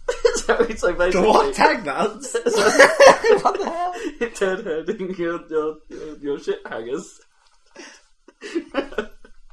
Hamandendemmon. Yeah. So, yeah, pretty cool. And if you like it, you should mash your face in it. I did more of the Layers of Romulus, which are like big platforming things. They're completely optional in this one. Oh, okay. I'm not sure. I think they might have been optional in 2, the kind of temples, but now they're called Layers of Romulus. But I didn't do the last one because it was in the Vatican district, and that only gets unlocked right at the end of the game.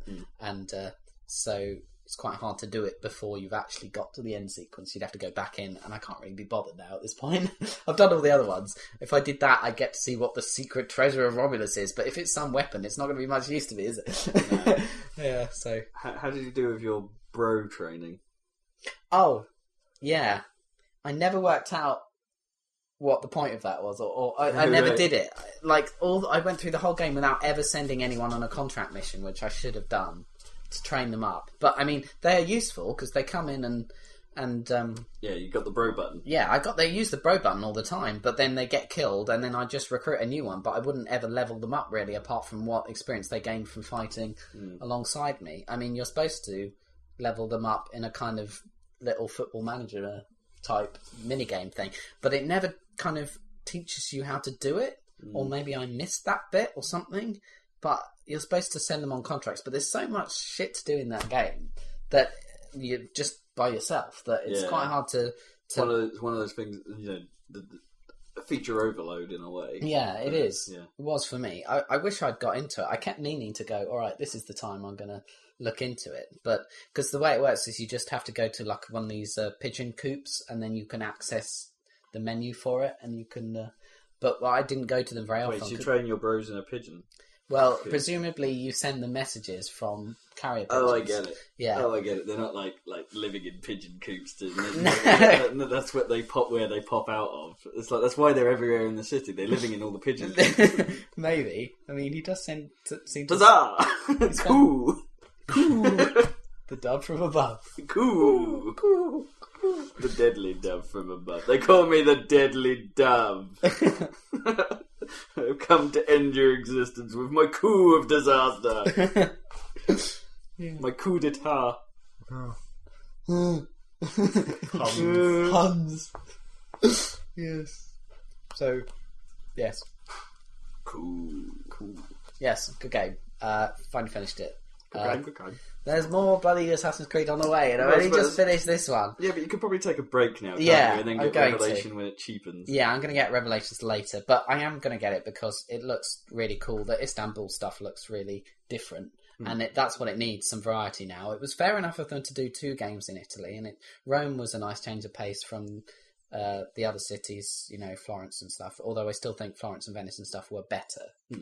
But Istanbul just looks freaking sweet. And and they refine mechanics and stuff, so I will probably play that eventually. But look forward to a good long break about talking about Assassin's Creed, unless I start Rob starts the bet. But I'd like to see your perspective, and you'd probably finish it faster than I would because you're a bit more dedicated. I will try and I'll try and keep the amount we talk about it down if I do start playing it, because we've probably flooded our tag list with ass. A bit too much ass. But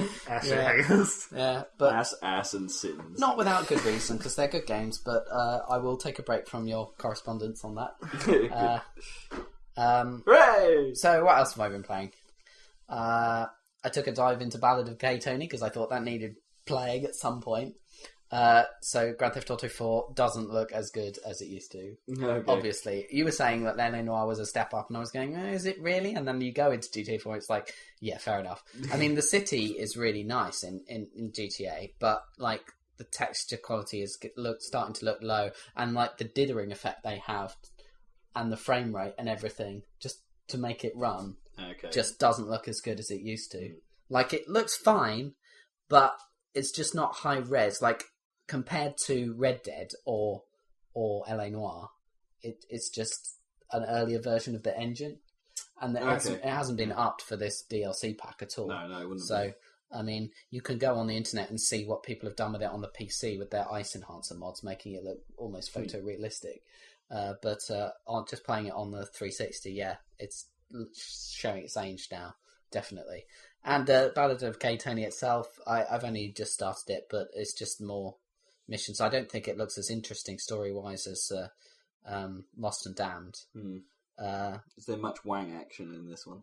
No wang action yet. There's a lot of people calling each other faggots, but no wang action. Well, obviously, Gay Tony, and you hang around with him, and everyone obviously calls you horrible names. Oh, so you're not playing as Gay Tony? No, you don't. You play as Louis Lopez or whatever, who's his like bodyguard. Gay lover. Yeah, that's what everyone accuses him of, obviously. Yeah. No, you don't play as Gay Tony. Louis Lopez. Yeah. Obviously, Mexican, I presume? Or I don't know, I'm trying to think. Was he Mexican? I think he is, yeah. Louis Lopez. Yeah. Because you've played, Eastern European. Ads. Yeah. But he's kind of cool. He wears a sharp suit and he is a nightclub proprietor type person. So, So is there nightclub based mini games? Yes. Okay. And they updated the soundtrack in Lost and Damned they put in more rock. Yeah. Well, now it's got more dance music. More disco. Boom. Yeah. And it has some quite cool stuff. They've changed it so that at the end of missions you get kind of mission summary screen that shows you how well you did on certain performance factors. But I find it kind of annoying because it's quite hard to get you don't know what those factors are when you go into the mission. I don't think. There might be a way of looking out, but I'm not sure. And then it grades you, and then it's huge, and it's a big rainbow thing right in front of the screen, because it doesn't pause the game. And you have to kind of get out of it at the end of the mission, and I don't know, it's a bit strange. It's not really a GTA thing, is it? No, not really. So it's not since weird. they went realism, anyway. Yeah, so that's different. There's a few new vehicles and stuff, but I don't know. It is just more GTA 4. I'm hoping in future, I think there are aeroplanes and lots of helicopters and lots of exciting flying missions in this one. So that will be a bit more different. And they've introduced a character who is like Brucey's even more alpha male brother, who's shorter than him, but is like super pumped. And it's like making Brucey feel really bad. More steroids than Yeah. you can possibly imagine. He's like bright orange. It's really funny. Yeah, so that might be an interesting story arc. More steroids. Because you gotta love Brucey. Brucey was hilarious. Be genetically different, baby. Yeah.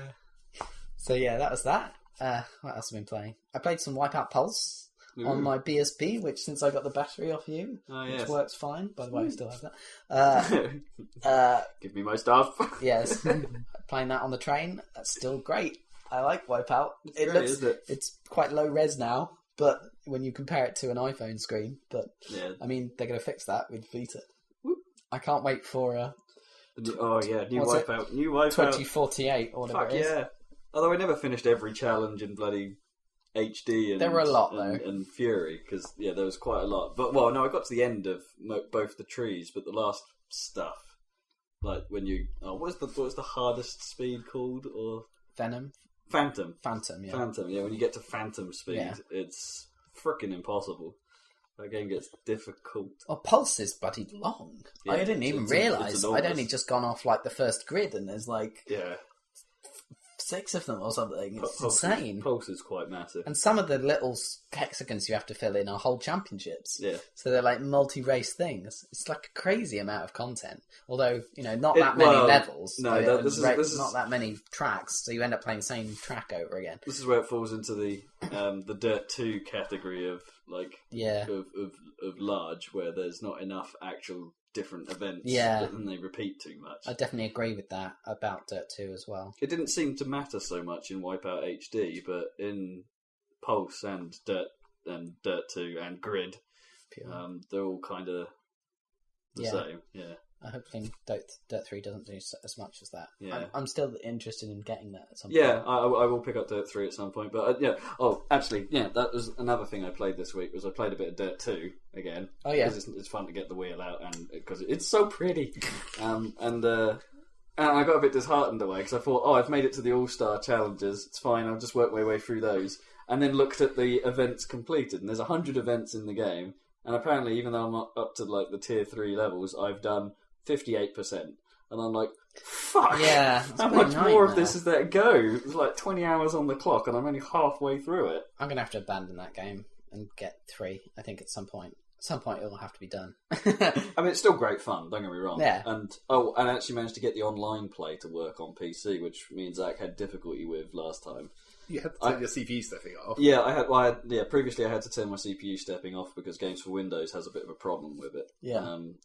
But I had all kinds of issues, like my frame rate dropped dramatically when I went online. Mm-hmm. For some reason that didn't happen this time. So I had my full frame rate, but it still suffers from the problem that most people in most racing games are colliding Frenching bastards. It's like you just get... French? Yeah, I forgot about that. Yeah, sort of phrase for drivers that would rather ram you off the road than have a good race.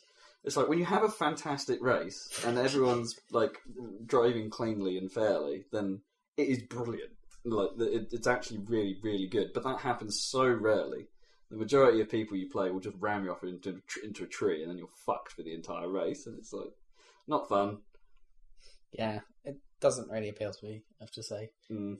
It's like it could be so good, but you have to get the right crowd, which is absent from practically every driving game I've ever played. Yeah. I always find the most fun driving games for multiplayer are just the kart races rather than yeah, you're probably right. Or Blur. Yeah. Well, that's kind of a kart race, so yeah. Exactly. Yeah. What else have I played? Oh, I got Groove Coaster on the iOS. So did I. Yeah. What do you think? I was expecting more to it. Yeah, it's quite simple. It's just but I like it. Tap in time, isn't it? I like it though. It's like, and the music is quite bizarre. Yeah, It has to be said, the music in that is mental. It's like it's nice when you come across the ones that are actually essentially mixes or slight reuses of the stuff from Space Invaders Extreme. Right, And, okay. I wouldn't pick up on that. And the Arkanoid DS game. Oh yeah, it's a whole Arkanoid like. Yeah, there's a few track, songs from Arkanoid. I hadn't played the Arkanoid DS game, but it's yeah, those are some of the best tracks, I think, in Group Coast. I haven't finished it yet, or got all the way through there. Me either, yeah. I've been playing it in sporadic bursts. Yeah, but it's yeah, it's quite nice. I still like that graphical style. Yeah, the it's sort of cool. Infinity Gene look is quite neat. It looks cool. It's like it's well produced. I like that level up effect where it goes all sort of Wow. weirdly warpy, and that sound that it makes. It's great. yeah, But, it's good. The presentation, visual Yeah, presentation, and very oral good. presentation is very good for an iPhone game. Yeah, definitely. And it is simple. It's like, but I don't want anything that complicated when I'm on that. I don't know. It depends how much time you have. If you want Yeah. a quick burst, it's perfect. It's really good, Because the levels are short as well. They're not like a full Yeah. song. They tend to be at most 2 2 minutes. minutes. Yeah. And which is great. And they're like, it's like kind of a cross between Res and Elite Beat Agents almost, but less Kinda. complicated than either. yeah, far simpler. This is because it's quite literally just tap or hold, isn't it? Yeah. Eventually, apparently, you do get swipe moves in the harder difficulty Yeah. levels, but I have not come across those Okay. yet. Well, it's hard because sometimes the things come from the side. Yeah, that's the trickiest bit, is Yeah. trying to work out where the timing is Yeah. on bits where the points are moving towards you from all angles. Because the line that you're on kind of spirals and does things in 3D space that can make it quite difficult to tell Yeah. perspective-wise when the note is coming. Yeah. And if you know the song, then you know what the beats are vaguely. There's one in particular, isn't it? One of the, I think it was like a summary tune with a flower theme or something, but there's like a it does a flower shape. couple of like 3/4 loops, and Yeah. they a load of dots move in from the outside Yeah. into the circle, and it's like, well, I can't quite tell where they're going to move to, and you only see it a split second before it happens, and it's like, oh, Yeah. I'm not entirely sure. Getting timing right on those is really annoying. It's also a bit heavy-handed with the early press marking a miss, because the game encourages you true. to try and ad lib. Yeah, I saw that. To fill in, it's like there are predefined points where if you tap and there's no dot, you get quite a large point bonus. Oh, cool. Because I've seen that happen. I was like, Yeah, they are predefined points, but the problem is then it sort of encourages you to try and find them. yeah. But if you're trying to squeeze one in quite a small spot, if there isn't one, it counts it as a miss for the Yeah. following note, Of course, yeah. which ruins your chain. Yeah. And it's like, oh, that's a bit awkward. They're a bit heavy-handed with the could s- early press mechanic. but Yeah, I it's, see. It's cool, though. Yeah, Check it out. I presume it's gone up in price since... yeah, it has done now. Yeah, but never mind. Still pretty cool. I'm still tempted to pick up Infinity Gene at some point, maybe on XBLA or Yeah, possibly not the iPhone version, because that style is just really well done. cool. Plants vs Zombies as well. Minor news. Retina update happened Oh, at did it? last. Oh. So iPhone 4 users can now have Plants vs Zombies in super crisp. Good for you. Yeah. I really want an iPhone 5. I can't wait. I really want that screen. I could just get a 4 now, of course, but no. It's all Might about as the well screen. wait. Might as well And wait. the 4s will... iOS 5 looks pretty cool as well. Yeah, and that will come on Yeah. to my phone anyway. But good stuff. Good news! I I haven't played. said good ears yet this week. There you go. Good ears. Good ears. I played the trial of From Dust Oh, right. What this did you think? afternoon. It's interesting. This is the glowing review. Yeah, no, well, it's not a review because I haven't got that. I know, but... Like, basically, the physics and stuff of it is really cool, and it looks really nice. Although it's a little bit blurry. I'm not sure if it's at pristine full HD res. Oh, well, not even necessarily. 720, you mean? Right, well, maybe it is 720. I don't know, but it just looks a tiny bit blurry on my screen. But maybe that was another problem. But Or maybe it's an effect. yeah, it might be. But the water and stuff looks really amazing, and the way that you pick stuff up into balls. I mean, do you know the? Oh yeah, what I know the game From Dust is? mechanics. It's, Yeah, it's so it's a good game. geomancing essentially, isn't it? It's... Yeah. So you're this kind of snake thing that you move around, and then the landscape, and then you hold down the left analog stick trigger, to pick up earth or water or whatever you're hovering over on the landscape into a levitating ball, and then you move it, and then you can deposit it with the right analog trigger. And in that way, you can make land bridges so that your people can move to the next totem to build the next village, etc. But you have to kind of divert waters flow sometimes, because if you just try and build a bridge over a cascading water, it'll just get washed away. So you have to try and divert the water so it has somewhere to go rather than just dam up behind the thing. And then there's lava and stuff, and there's a very cool bit in the second level where a huge tsunami comes in, and because you've managed to get the magic spell from across the dudes can do the spell, and it protects them from the wave. It looks really damn cool, but it's obviously quite a small game. But I don't think it would stand up to being a full game, so I think it's probably best. Probably good that they went arcade.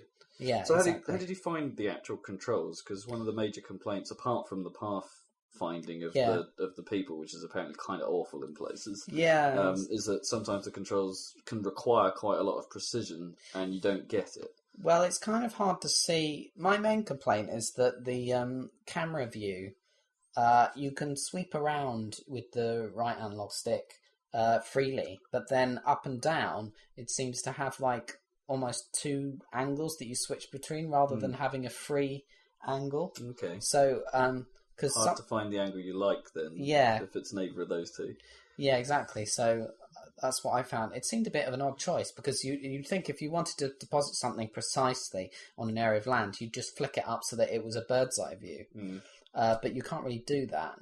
It reminds me of something about Just Cause 2 that's reminded me of the classic third-person driving thing where you can look around freely, but it always resets your camera to the normal thing. And that camera is not quite high enough to see in front of the car. It's you've done it again! Every goddamn driving game is third person. GTA 4 so you're constantly jiggling the camera out, and it goes back. And you jiggle it up again, and it goes back. It's motherfuckers. Or if you're on a 360 controller, you always have the right analog stick just a touch up. Yeah. Held up. So you can see where the fuck you're going. Yeah. You have to go in car, I assume, on GTA. I don't know if you can do that. Can you? I presume maybe you can. There's a hilarious mod for Just Cause which makes the whole game first person, which is great. Incredibly weird and probably really difficult to play. Yeah. So, Front Dust, yes. It's interesting. I'm not sure. I think I was more excited about it until it actually came out, and then there's a number of fundamental flaws that people are saying. As in the trickier levels, for instance, people are saying that you're under kind of strict time requirements in places, and you're often let down by the fact that the AI doesn't seem to go where you've told it to go. That would be a problem, because it already seems like it isn't. You'd almost assume from initially trying the gameplay that it wouldn't be a challenge at all, but in fact there are time. I can see how it's how it could be really clever. Yeah. The other flaw is that there's not much in the way of replay value other than challenges that you unlock, which further restrict your geomancing capabilities, and give you an even stricter time limit. And that's where the precision control problem comes in, because you're limited to only using a certain thing. Often the solution is quite something you need to do fast. Yeah. Potentially the PC version will get round this. Mouse control. Yeah. But then you don't have the kind of analog control on the dropping that you get from the triggers, which is apparently quite nice. Yeah. But maybe it would be fine with the mouse buttons. It'd probably be fine with the mouse buttons. Dump. Yeah. Dump. Yeah. A game that gives me a dump button. Well, you can't dump everything in one go. No. You have to do it gradually. You have to drop. That way you can kind of move back and forth to create a bridge. You have to Norse power it. Yeah, Norse power. Yeah. But it's not got nearly as much scope, gameplay wise, as Black and White, which actually had a lot with its creature and everything. It had a ton of scope and then did none of it. Yeah, that's true. Exactly. God damn it. Just General Peter Molyneux again. If we hadn't gone insane in the early 2000s, maybe we'd had a few more decent games. Maybe we wouldn't have had Fable. Exactly. Fuck you. Fuck you. We're entitled to your genius. Fuck you for being shit. Quit holding out on us. What are we getting? Oh, a non-rail shooter. for Kinect. Great. Cheers, guys. Yeah, exactly. Hamandendemmon. Did you Excellent. remember what it was that you'd forgotten to talk about yet? No, it seems weird. I feel like I've played a ton of games, and yet I apparently haven't. I did play a lot of Terraria, so that accounts for quite a significant portion of time. That's true. But it did seem like I was doing other things in between. And what the hell is going on this week? Yeah, I thought we had tons to talk about, but apparently not. We've covered everything really fucking quickly. And we've been professional. Yeah. Well, yeah, sort of. Laugh from across the room. So what to talk about? Deus Ex is coming out soon. It's like 2 weeks. Let's start a musical. Borderlands 2. Yeah, Borderlands 2 Still officially announced. Not that that wasn't obvious. No, everyone fucking knew that was coming. Apart from the fact that the first bit of art they've shown us is a midget with 2 guns. But which is like, oh, they're going the PC route then. Yep. They already had midgets, so... That's true. Midget shotgunners. Yeah, they only had 1 gun. That's true. Doesn't Rage come out this week as well? Does it? I think it might. Oh, at long last. There's pre-order on Steam, but I don't know when it actually comes out. It's pretty darn close. So it's got integrated Steam stuff, Yeah, like cool. achievements and shit. Smart move. That's kind of nice, isn't it? So in contrast with all the EA stuff. Yeah. I'm still, I am partially annoyed. Did we talk about this last time about why EA ditched Steam? Yeah, I think so. Because it is a bit stupid, isn't it? Yeah, it's just an excuse though. It's not real. No. But whatever. Is this potentially a turnaround to EA turning back to evil?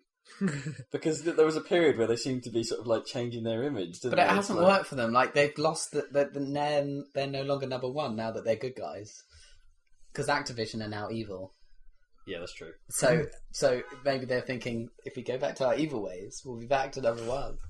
Because they've got their evil 2-pronged assault on Activision Blizzard, haven't they? Yeah. So Activision have Call of Duty and World of Warcraft, and EA has the Old Republic and Battlefield 3. Not that the Old Republic and World of Warcraft are that much of a competing market. They are, though, aren't they? Well, they're competing for money. Well, sort of. But I don't think there'll be that many people paying subscriptions for both at the same time. No, but I don't think they're going to steal people from World of Warcraft. Well, John's moving, and quite a lot of people seem to be bored. That's what he was talking about it the other day. Yeah, but everyone's really bored of World of Warcraft. So moving to what? I missed that bit of the conversation. The Old Republic, the new MMO. If it's good, but I suppose Star Wars has a lot of potential. It will be good. I don't think Star Wars fans are playing World of Warcraft. Of course they are. You know how many Star Wars fans there are in the world, especially among geeks. If you just took the geek landscape, how many people probably like both? It's probably quite high. I bet 90% of people that play World of Warcraft like Star Wars. Well, like it, but that's not the same as then going to play an MMO of it. Well, they like MMOs and they like Star Wars. There you go. Yeah, there you go. There's a kids. And they've been playing this one MMO. Then again, they might be off-put by the fact that Star Wars Galaxies by the Sony? shit one. Yeah, but that was shit. This one won't be because it's BioWare. Come on, it can't be bad. They don't have experience doing MMOs. But BioWare did Sonic Chronicles. And that too. They spent more money on this than was spent on Avatar. That's just. Yeah, but everyone spends more money on whatever they're making than something else. Yeah, but it's the most expensive. That's just generic marketing talk. I spent more money ordering pizza than I did on buying shoes. There you go. That's an accolade. I'm serious though. Those pizzas must be fucking awesome. Because they're totally better than shoes. It's one of the most expensive entertainment projects there's ever been in any medium ever. Like, so they would say. Because Avatar's the most expensive film ever made, I think. Isn't it? By a long way. Yeah, and this cost more to make than that. But that's not even that in itself is not actually a good I'm not saying it's going to be good. Skin. That's just saying we're hella inefficient. You don't know that. Yeah, but that's the problem. Nobody knows that. Well, it depends how much they've got on, because it could have been. Zach may have a point there, because Mass Effect is the obvious cash cow for BioWare. Yeah, but that'd be a separate team completely. Yeah, probably, but I wonder how much, because you don't often hear about the same developer running multiple projects. It's actually a relatively rare thing. I think this is almost basically... With perhaps the exceptions of 2K and Rockstar and all the fuck-ton millions of EA internal devs. Well, Rockstar are kind of two studios. They're Rockstar North and Rockstar San Diego. Yeah. And LA Noire weren't even Rockstar at all. They were just published by them and helped because they were in a pickle. Bind. Yeah. Team bonding. And I think they have a similar thing with BioWare. I think there's BioWare Calgary or wherever it is in Canada. Yeah. And BioWare somewhere else, Austin or something. Yeah. Where they're making So I think it's a similar thing. They're almost like two developers under one unified umbrella. There's like a bazillion 2K developers because all of them seem to work on BioShock. So when the game starts, it's like when the game starts, it's like 2K Montreal, 2K somewhere else, 2K Irrational. Yeah. But Irrational, of course, are making Infinite, aren't they? But I actually think that's starting to get my interest now. That was game of the show in E3. Did you see the ridiculous video, 10-minute long gameplay? I've seen most of it. Yeah, bloody insane. It's like, for not being kind of meh about the last two BioShock games, this actually is starting to look really pretty cool. I don't know though, because it looks like chaos. I don't understand how he's in control with all those going around on those sky hooks and it looks insane, but it looks almost like I wouldn't have. It all looks too scripted in a way. I wouldn't feel the sense of control that I'd want. Like a lot of the things they are showing about the game do seem to be the story element. Like things that Crazy Woman-y can do. Yeah. I just don't like the feel of Bioshock's guns, so yeah. If it's still a Bioshock shooter, that's going to fuck it up. It does look fairly Bioshock-y, I have to say. But I don't know, it does look amazing. The setting is even more intriguing than the first one. I agree, yeah. And for me, that was why Bioshock was good, because I agree with Zach. The feel of Bioshock is strange. Yeah. It lacks a certain responsiveness in a way. It's kind of a bit muddy. It's a weird way of describing it. It's the only way I can think of it. It's like swamp. it's like trudging away through a swamp or shooting shit. And whereas I'm hoping they've got out of that, because Infinite doesn't have the kind of need for the gloom that made the swampy perhaps feel appropriate. It probably won't feel appropriate in Infinite. But setting, they've done it again. Woo! Yeah. It's pretty sweet. Although I can't help but think the art style, is she called Elizabeth or something, the woman? Elizabeth. Kind of a weird art style. It's sort of a bit Psychonauts reminiscent, or Double Fine's large eyes, sort of. Yeah, strange. She's got the big doe eyes and stuff. Yeah. She looks like Alice in Wonderland. She does look a bit like Alice. It's basically pulled straight out of that game. It's a bit weird. I mean, Bioshock had a strange sort of art style towards humans as well. Most of the time you didn't actually see humans in Bioshock. I guess that's the problem. There's only 3 in the entire first game, I think, compared to that you actually get to see their face. I don't understand if you're supposed to be, if your character even is supposed to be romantically attracted to Elizabeth, or whether he's supposed to be a fatherly figure. It's confusing. She's got quite big boobs going on for some reason. Why would they do that if you were supposed to be? Because we're gamers, and they're appealing to cliche gamer markets. Do you think? Yeah, but I don't understand. I don't understand the whole thing there going on. What's his name? Booker DeWitt. That's the best name ever for a game character. Hamandendemmon. Hamandendemmon and Booker DeWitt. It's a bit weird how his voice comes out of you when you're in first person. Unlike, obviously, Gordon Freeman. Games have done that before, though. Yeah, they have. Bulletstorm does it. All the time. Yeah, that's true. Thinking of a recent example. I don't know, there's something about the silent protagonist doesn't sometimes work out, does it? It's kind of... I know it's because you're supposed to be that guy, but sometimes you just want a tiny bit of characterization. I know that's kind of a weird thing, because Gordon Freeman is really characterized by everyone else, but it's you know what I mean. Sometimes you just want a touch of personality of you. But he seems to talk quite a lot. That's dangerous job, because you couldn't have it with Altair. But yeah, fucking Altair. What a dick! Giant dick. Yeah. should play Penny Arcade though. Don't just let that fester in your account. Yeah, It is I'll good. get around to it. Finish it in like 2 hours. Is it short? It's not 2 hours short. I played through the whole first portion in one sitting because it glitched out on the demo, and I accidentally managed to get the full version. Oh yeah. And then when I realised it was like, this probably should have ended. Well, fuck, I guess I'll just play this all the way through. Yeah, just keep going.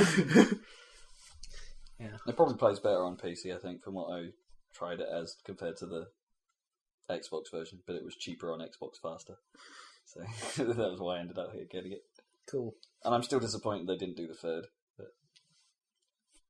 Oh, no, speaking of which, this is very fuzzy news because I can't remember any of the fucking details. But they were talking.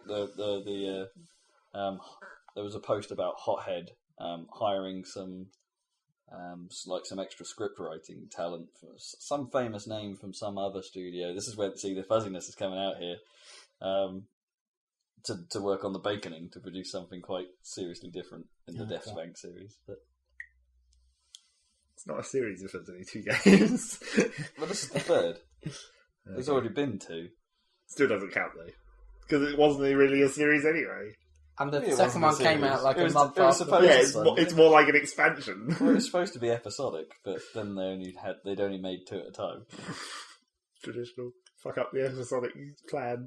Yeah, no one's done that right, really, have they? I still thought, the LA Noire was probably a good thing that they. That's fine. Yeah. Yeah, a good Just the approach. Telltale games Telltale are the only ones, ones that are actually episodic. Yeah. Yeah, I know. It made sense.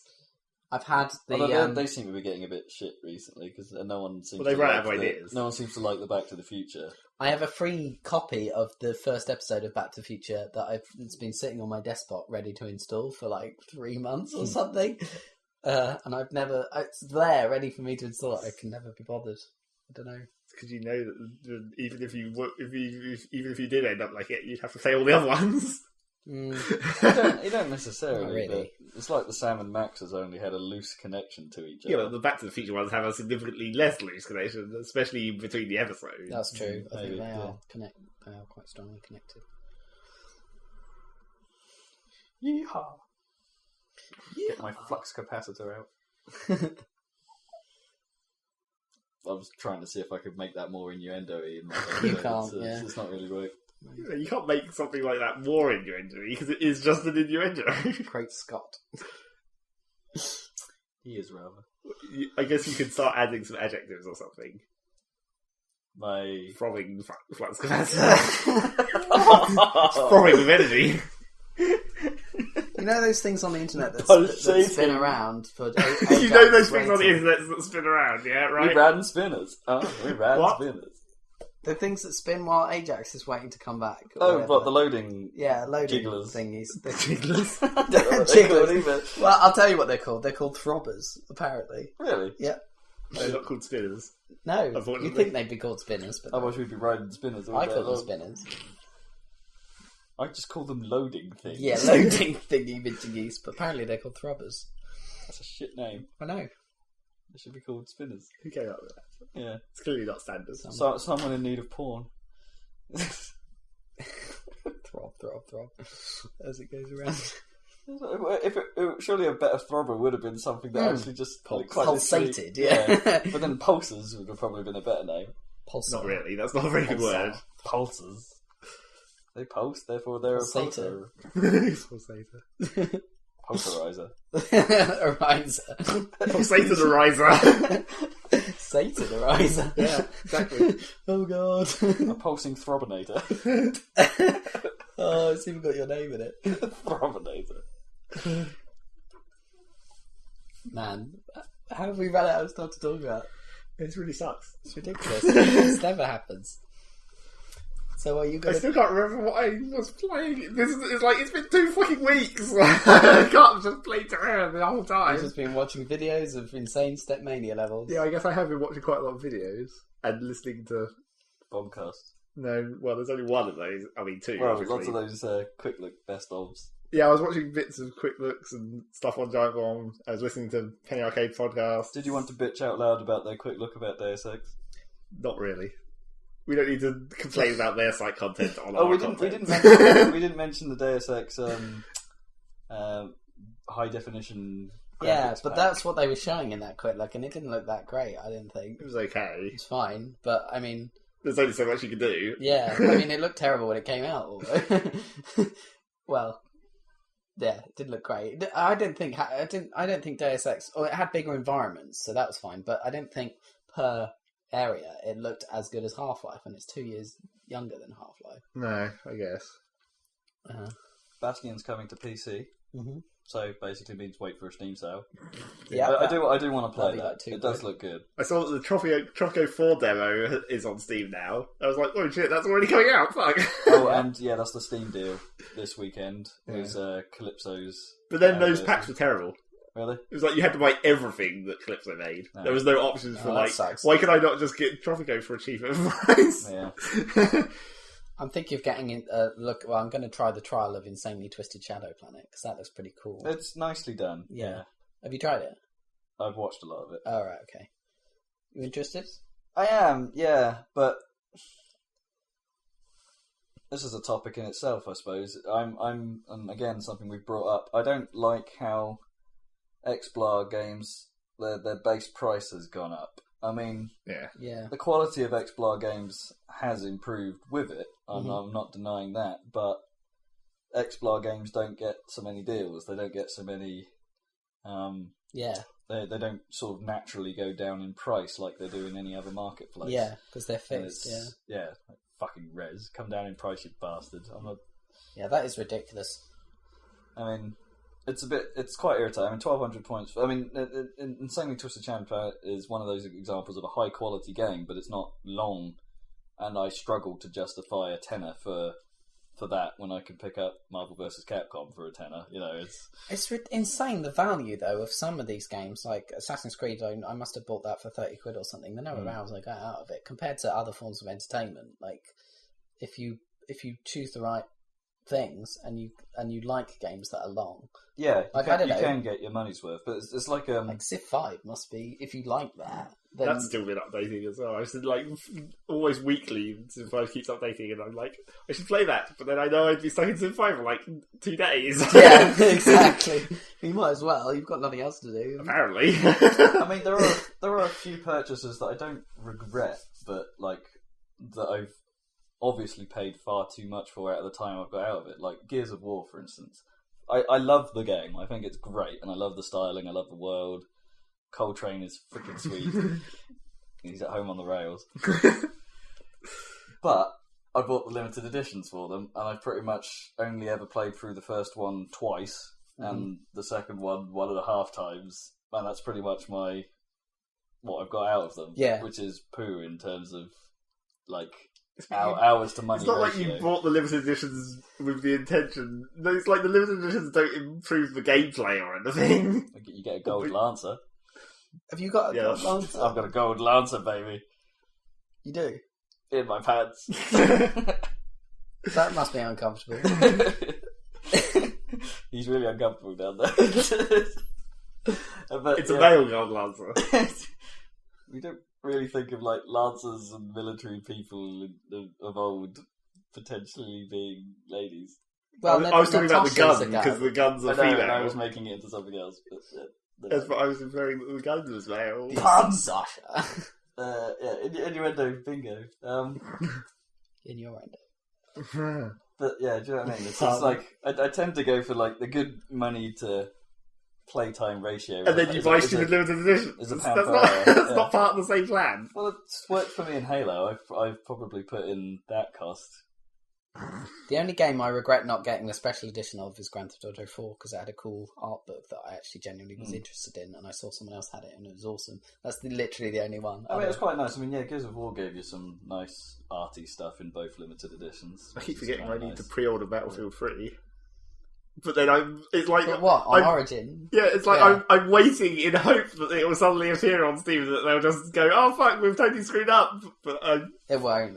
I think regardless of that, I'm going to pre-order it on like game, like out of an actual store, because then you get that stupid out of the actual store bonus weapons, What Oh, pre-order cool. stuff? whatever that's called. What, you mean you'll actually buy a game on a disc for PC? Yeah, and then plus which that will give me a code. So theoretically, if it ever does appear on Steam, I can just put that in. That's true. That'll work well. Yeah. I tried putting the UT 2004 code into Steam because I know that is on Steam. Yeah, but it doesn't accept it because it's it's the one that's on Steam is the final what the Game of the Year edition championship, sort of thing, whatever Game of the Year championship edition or whatever the fuck. So it doesn't accept old code. Championship Game of the Year tournament special edition. Yeah, 2012. Whatever the fuck. So I couldn't put that onto Steam. That would have made it much more convenient. Then I would have had to use a disc. I could have wasted some bandwidth instead. At least it's still the DVD version. We got out of the age of CDs before UT 2004. That was about the turning point, wasn't it? I can't remember whether I have 2003 on. One of us had one of those. My on lots brother of discs. had the CD version of 2003. I had it on Xbox. It wasn't called 2003. It was just called Unreal Championship. Championship, yeah. That was pretty much 2003, though. It was quite similar. Yeah, that was pretty much the same game. It's quite weird. And then they made the Xbox specific Unreal Championship 2. Yeah. It was actually pretty cool. Yeah. No one played it online, which is a problem. Yeah. So I never actually really got much time out of that either. Yeah. Coup de grace! That might have been... Was that on original Xbox? That was, yeah. It might have been. That's what it did. They had like finishing moves with the swords and stuff called coup de grace. Oh yeah. Coup de grace. Oh. Shoot swords. So when does Battlefield come out? November. Something. Or is that October? Fuck, I can't remember. It's after September. Yes. Holiday season. This holiday season. It comes out before Modern Warfare. It comes out before that. And that comes out on like some day of November, doesn't it? Because they like their stupid 11/10 dates or whatever. Yeah. Lame. So it'll be sometime in early November or mid-November, I imagine, for Battlefield.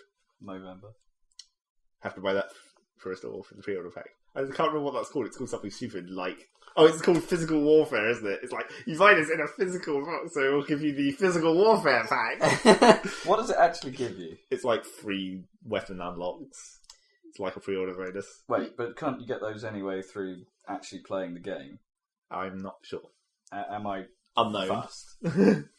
Well, they do look like quite decent weapons, the ones that you actually get. They're not just like gimmick weapons. Mm-hmm. They sound like they might actually be useful.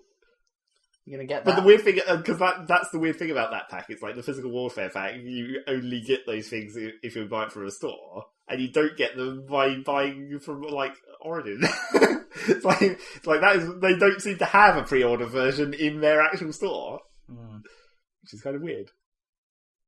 I don't know. I don't like the concept of pre-order bonuses. No, but out of the option of Origin or getting a physical disc, I think getting a physical disc at this time is still the better option because there's no proof that Origin is going to be a thing, and it's not just going to be some retarded attempt by EA to update their EA downloader to make it more of a DRM thing because the EA downloader was already terrible. God, there's a question. I wonder how much DRM rootkit bollocks that Origin may or may not abuse. But they already had 2142's ridiculous in-game advertising that pulls weird cookie information from somewhere. I'm not sure it ever did. I think it's just because they only had 2 adverts, like Intel and that one film they did one time. Yeah, but that's because those are the only ones that you ever saw. That doesn't mean that other people weren't seeing different ones. I don't know. I don't think they proved it as dynamic advertising was a good medium at the time. But it was a dumb idea in that game, anyway. It's a dumb idea in most games. I mean, what games have had that? 1 versus 100. Yeah. But that's like the actual TV program. Didn't that compensating for having adverts. Hyperball thing have it? Was it Hyperball? What's the game of the ball? Spaghetti string. Clusterball. Yeah, that did theoretically have some kind of in-game, but that was that wasn't even dynamically internet driven or anything. That was patched in on a regular basis or something. Are people still playing Clusterball? Fuck only knows. That game was 98 or something. I know, but you played quite a lot of it online, didn't you? Yeah, but I could be tempted to play that again at some point, obviously. As with any of my old games. At any moment I might suddenly go, oh fuck, I need to play this. And then it's all and then be like sound as you went through the gate. It was cool. Yeah. And then be like, oh shit, this doesn't work on Windows 7 or something. Yeah. I bet Clusterball doesn't work. Because that was one weird, skanky game, regardless. It was one of those games where it seemed like the engine might fail at any moment. That's true. Even though it didn't. Was it German or something? Yeah, I think or so. Icelandic or something. Yeah, one of those weird countries. Yeah, Germany's so weird. Well, they didn't understand the sort of the ramifications of saying ball a lot. Well, I don't think they understood the whole idea. Well, it's like, what was the idea behind that? Just so you know when you're picking up a ball, if you can't see it, even though you're in third-person camera angle of your ship. I guess you could be playing in first person technically, but then that's even easier to see. It's a game about collecting balls. Lots and lots of balls. Clusters of balls. Yeah. Ball! So, yes.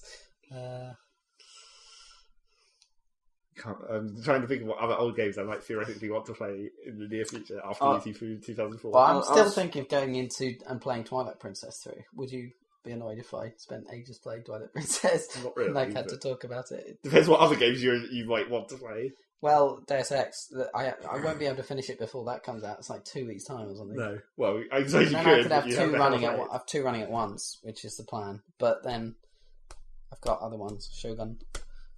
Oh man, Shogun, that would take forever. Exactly. So I might have to save that for a better PC anyway. Or an improved PC. But yes. So that might be what's coming up. Some old Zelda coverage. I still essentially have games to finish. Not still got particularly many new shit. ones. I mean, I may start Time Shift fairly shortly because I don't think that's going to take me too long to run through. Plus, it's rated as excellent in 3D, so I'm intrigued to see how excellent is for a game that's 3 years old, maybe more and now. kind of shitty in itself. It's average, isn't it? It's supposed to be, run of the mill shooter. Yeah. With some time mechanics, that haven't been done to death a million times before. Since Blink's the Time Sweeper. That doesn't really count. That game is crazy. I do want to go back and play Panzer Dragoon, though. Cool. Orta. Yeah, Orta was great. I freaking love that game. And I don't play it enough, really. It's one of those... It had a weird, creepy anime vibe about it. Panzer Dragoon has always had a style of its own, hasn't it? It's been... We talked about this last week, didn't we? Yeah, I think we did. Did we? I think so. Oh, bugger. Never mind. Carry on. I mean, not last week. Yeah. Last podcast. Last time. We've mentioned Smilebit several times, and that Sega should totally revive. Jet Set Radio, for God's sake, make it for Vita. Make it now. I mean, Sumo Digital is basically Sega's division that would have been a bit like Smilebit, because they work on the outside of projects to an extent. I think, like Sonic and Sega All Stars Racing, that was Sumo Digital, which is fine. I was thinking about maybe I need to break out my DS again. So I was thinking about all the games on that is like, it's not like I need to finish anything. I might play them again. Oh, I thought of something else I can talk about for a few minutes. Hooray! I can talk about Gnome's Adventures in Ratchet and Clank, Age of Booty. Quest for Booty, not Age of Booty. Age of Booty. Age of Booty. That's a different game. Yeah. Quest for Booty. My personal opinion has fallen quite dramatically as I've seen more of this game. Because it seems quite short, because the game is sort of like starting to say, and so we enter the final chapter of our tale. And unless there's a dramatic twist, of course. Yeah, I'm hoping there is, because for a Ratchet and Clank game, Clank has only been in the intro sequence. So I'm hoping you get him back and then a whole other plot line opens up or something like that. But it has some serious... For a long-running series of games, it has quite a number of fundamental flaws. Like, I talked about it before, the combat is insanely hard, and that actually putting the game in easy mode seems to make it a more balanced experience, which is a bit stupid, if you ask me. It's like it wants you to use all the big guns all the time, yet you have quite limited ammo on some of them. It's I don't know, a bit strange in terms of the balance. And also, it commits the cardinal sin of platforming games, which is to have terrible camera controls that are just becoming more and more irritating as the game goes on. Because the game demands you do a few reasonable sort of cliches, like platforms that fall away slowly as you jump on them, so you have to jump off them so they come back up. But then forces you to then do some kinetic wrench action at the same time to move something out of the way so you can actually progress whilst jumping across these platforms. But of course the camera is trying to reposition itself so it's facing the direction in which you're travelling. Yeah. So you're jumping left and right and the camera's swinging about all over the place or facing the wrong direction, making it impossible unless you're using the strafe button or the I control the camera option. it doesn't seem to have got the concept that most platform games do, that occasionally you need a fixed camera position. Yeah, like Mario 64 did. Yeah, occasionally a fixed camera or In an alternative 1996. view is amazingly useful. They don't use it at all, I don't think, in this. The only sort of bit of camera help I've seen you get is when you're going on thin beams or something. Occasionally the camera will lift a little bit so you can see where your feet are, but then still swings about like a mad fucker when you're changing direction. It's just a fundamentally flawed system, which is a bit of a shame. The controls in general are fucking obtuse. It's like they make your hand do dances that only Heavy Rain would think of. It's you're like to do that action with the kinetic wrench, for instance, you have to hold R2 to duck, and then which stops you from moving at the time, and then you press square to activate it. So you've got 2 buttons to do your kinetic wrench, and then you can move about and stuff, and it's square to unlock at the same time. But then you probably going to have to be holding down L2 at the same time, which is the strafe button to fix the camera in position, so you don't have to juggle that around. So you're using about 5 different controls at the same time just to do a simple job of attaching to something and moving it out of the way. Yeah. It's friggin' insane. Mm. Yeah. Bad control scheme. Bad control scheme. Naughty control scheme. Sort yourself out. Yeah. Go sit in the corner until you learn how to control your camera. Yeah. And it's not entirely clear what the game wants you to do. Either. I saw a couple of the cave sequences where you get to the end of the cave, something happens when you get to the bit you're supposed to get to, and the objective doesn't update in a couple of places to say, oh, okay, now what do I actually do? Am I supposed to be leaving this place, or is there more for me to do because the objective hasn't changed? It's not entirely clear in places on what you're supposed to do. I wonder if this quest for booty was like not a real Ratchet and Clank game, if you know what I mean. If it was like one of the sort of like a spin-off sort of thing that's not done as well as the others. I don't know, because it's quite a high-profile thing. Sony pushed it when PS3 came out as look at what Blu-ray can do, even though it had nothing to do with the format whatsoever. And it's so it's something Sony kind of value, and this just seems a poor implementation of it. I don't know. I'm willing to give the others a chance, but that one, not so sure. Not so sure. I mean, my impression started out good because it's quite pretty looking. It runs at 60 frames. That's nice, and has some nice rainy sort of watery bits, which are kind of cool. But and it seems to be at the start of the game. It seems like this is shaping up to be a reasonable platformer, but no.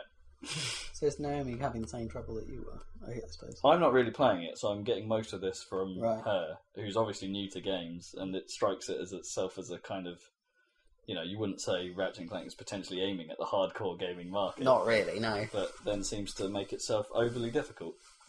Fail. So I'm suggesting she plays Psychonauts next. That's a good... Well, again, it's got bad platforming controls, but it's freaking amazing. Yeah, but it's got bad platform controls. It's not bad. I'd say it's probably better than Ratchet and Clank. Yeah, okay, by a long maybe. shot. But they're not great though. They're fine. It's less to do with the controls and more to do with the sort of level of precision you need. You need to float those jumps pretty accurately, especially with the double jump, because that feels really weird in Psychonauts, like warp. It's only really a problem towards the end of the game. Well, obviously, yeah. I mean, obviously the last level, terrible. Yeah, the last level's pretty bad. But, like, all the levels are pretty much just, well, not all of them, but there's large portions of those levels where it's just like platforms floating in space. Yeah. And you have to be pretty precise. I don't know. I think that's but it doesn't suffer from nearly as many camera issues, and I think that's the problem. The biggest problem we're having is you're wrestling the camera more than you are the control, where you're going. The actual sort of jumping and moving mechanics are fine in Ratchet and Clank. It's just the camera. Biggest problem. Cardinal sin of 3D platformers is get your camera right. Didn't they mess it up with Epic Mickey as well? Yeah. I tried to see what happens if you put Minecraft into third person and then go in a cave. Yeah. It does just sort of, the camera just like jiggles about, goes into your head or whatever when you get too close to the wall. Yeah. Not surprised. Yeah. Not that Minecraft is meant to be played. No, of course not. So we padded for about half an hour there. We did. That went better than everything went better than expected, as they say on the internet. Sort of. Although I don't understand quite why we ran out of things to say. But After everything I said at the start, though, I'll tell you one thing: I am hungry. I'm really hungry. Yeah, I cannot wait for whatever the hell we're having. I cannot wait for some kind of burger Yeah. nation. Oh, I need some kind of food Nation. inside me. I don't care if it's American or German or. I just want to eat it. Also, note to Pizza Hut: peri peri stuffed crust is a bit much. Well, it is if you also have spicy shit on the pizza. That probably was a faux pas in terms of like pizza decor. And you should know. A dopar. Dopar. Puns. Punk. And phone. You see, if you'd have just saved that for another 90 seconds. Yeah, no one would have heard the phone crashing to the ground. Oh. Shun. 60 seconds.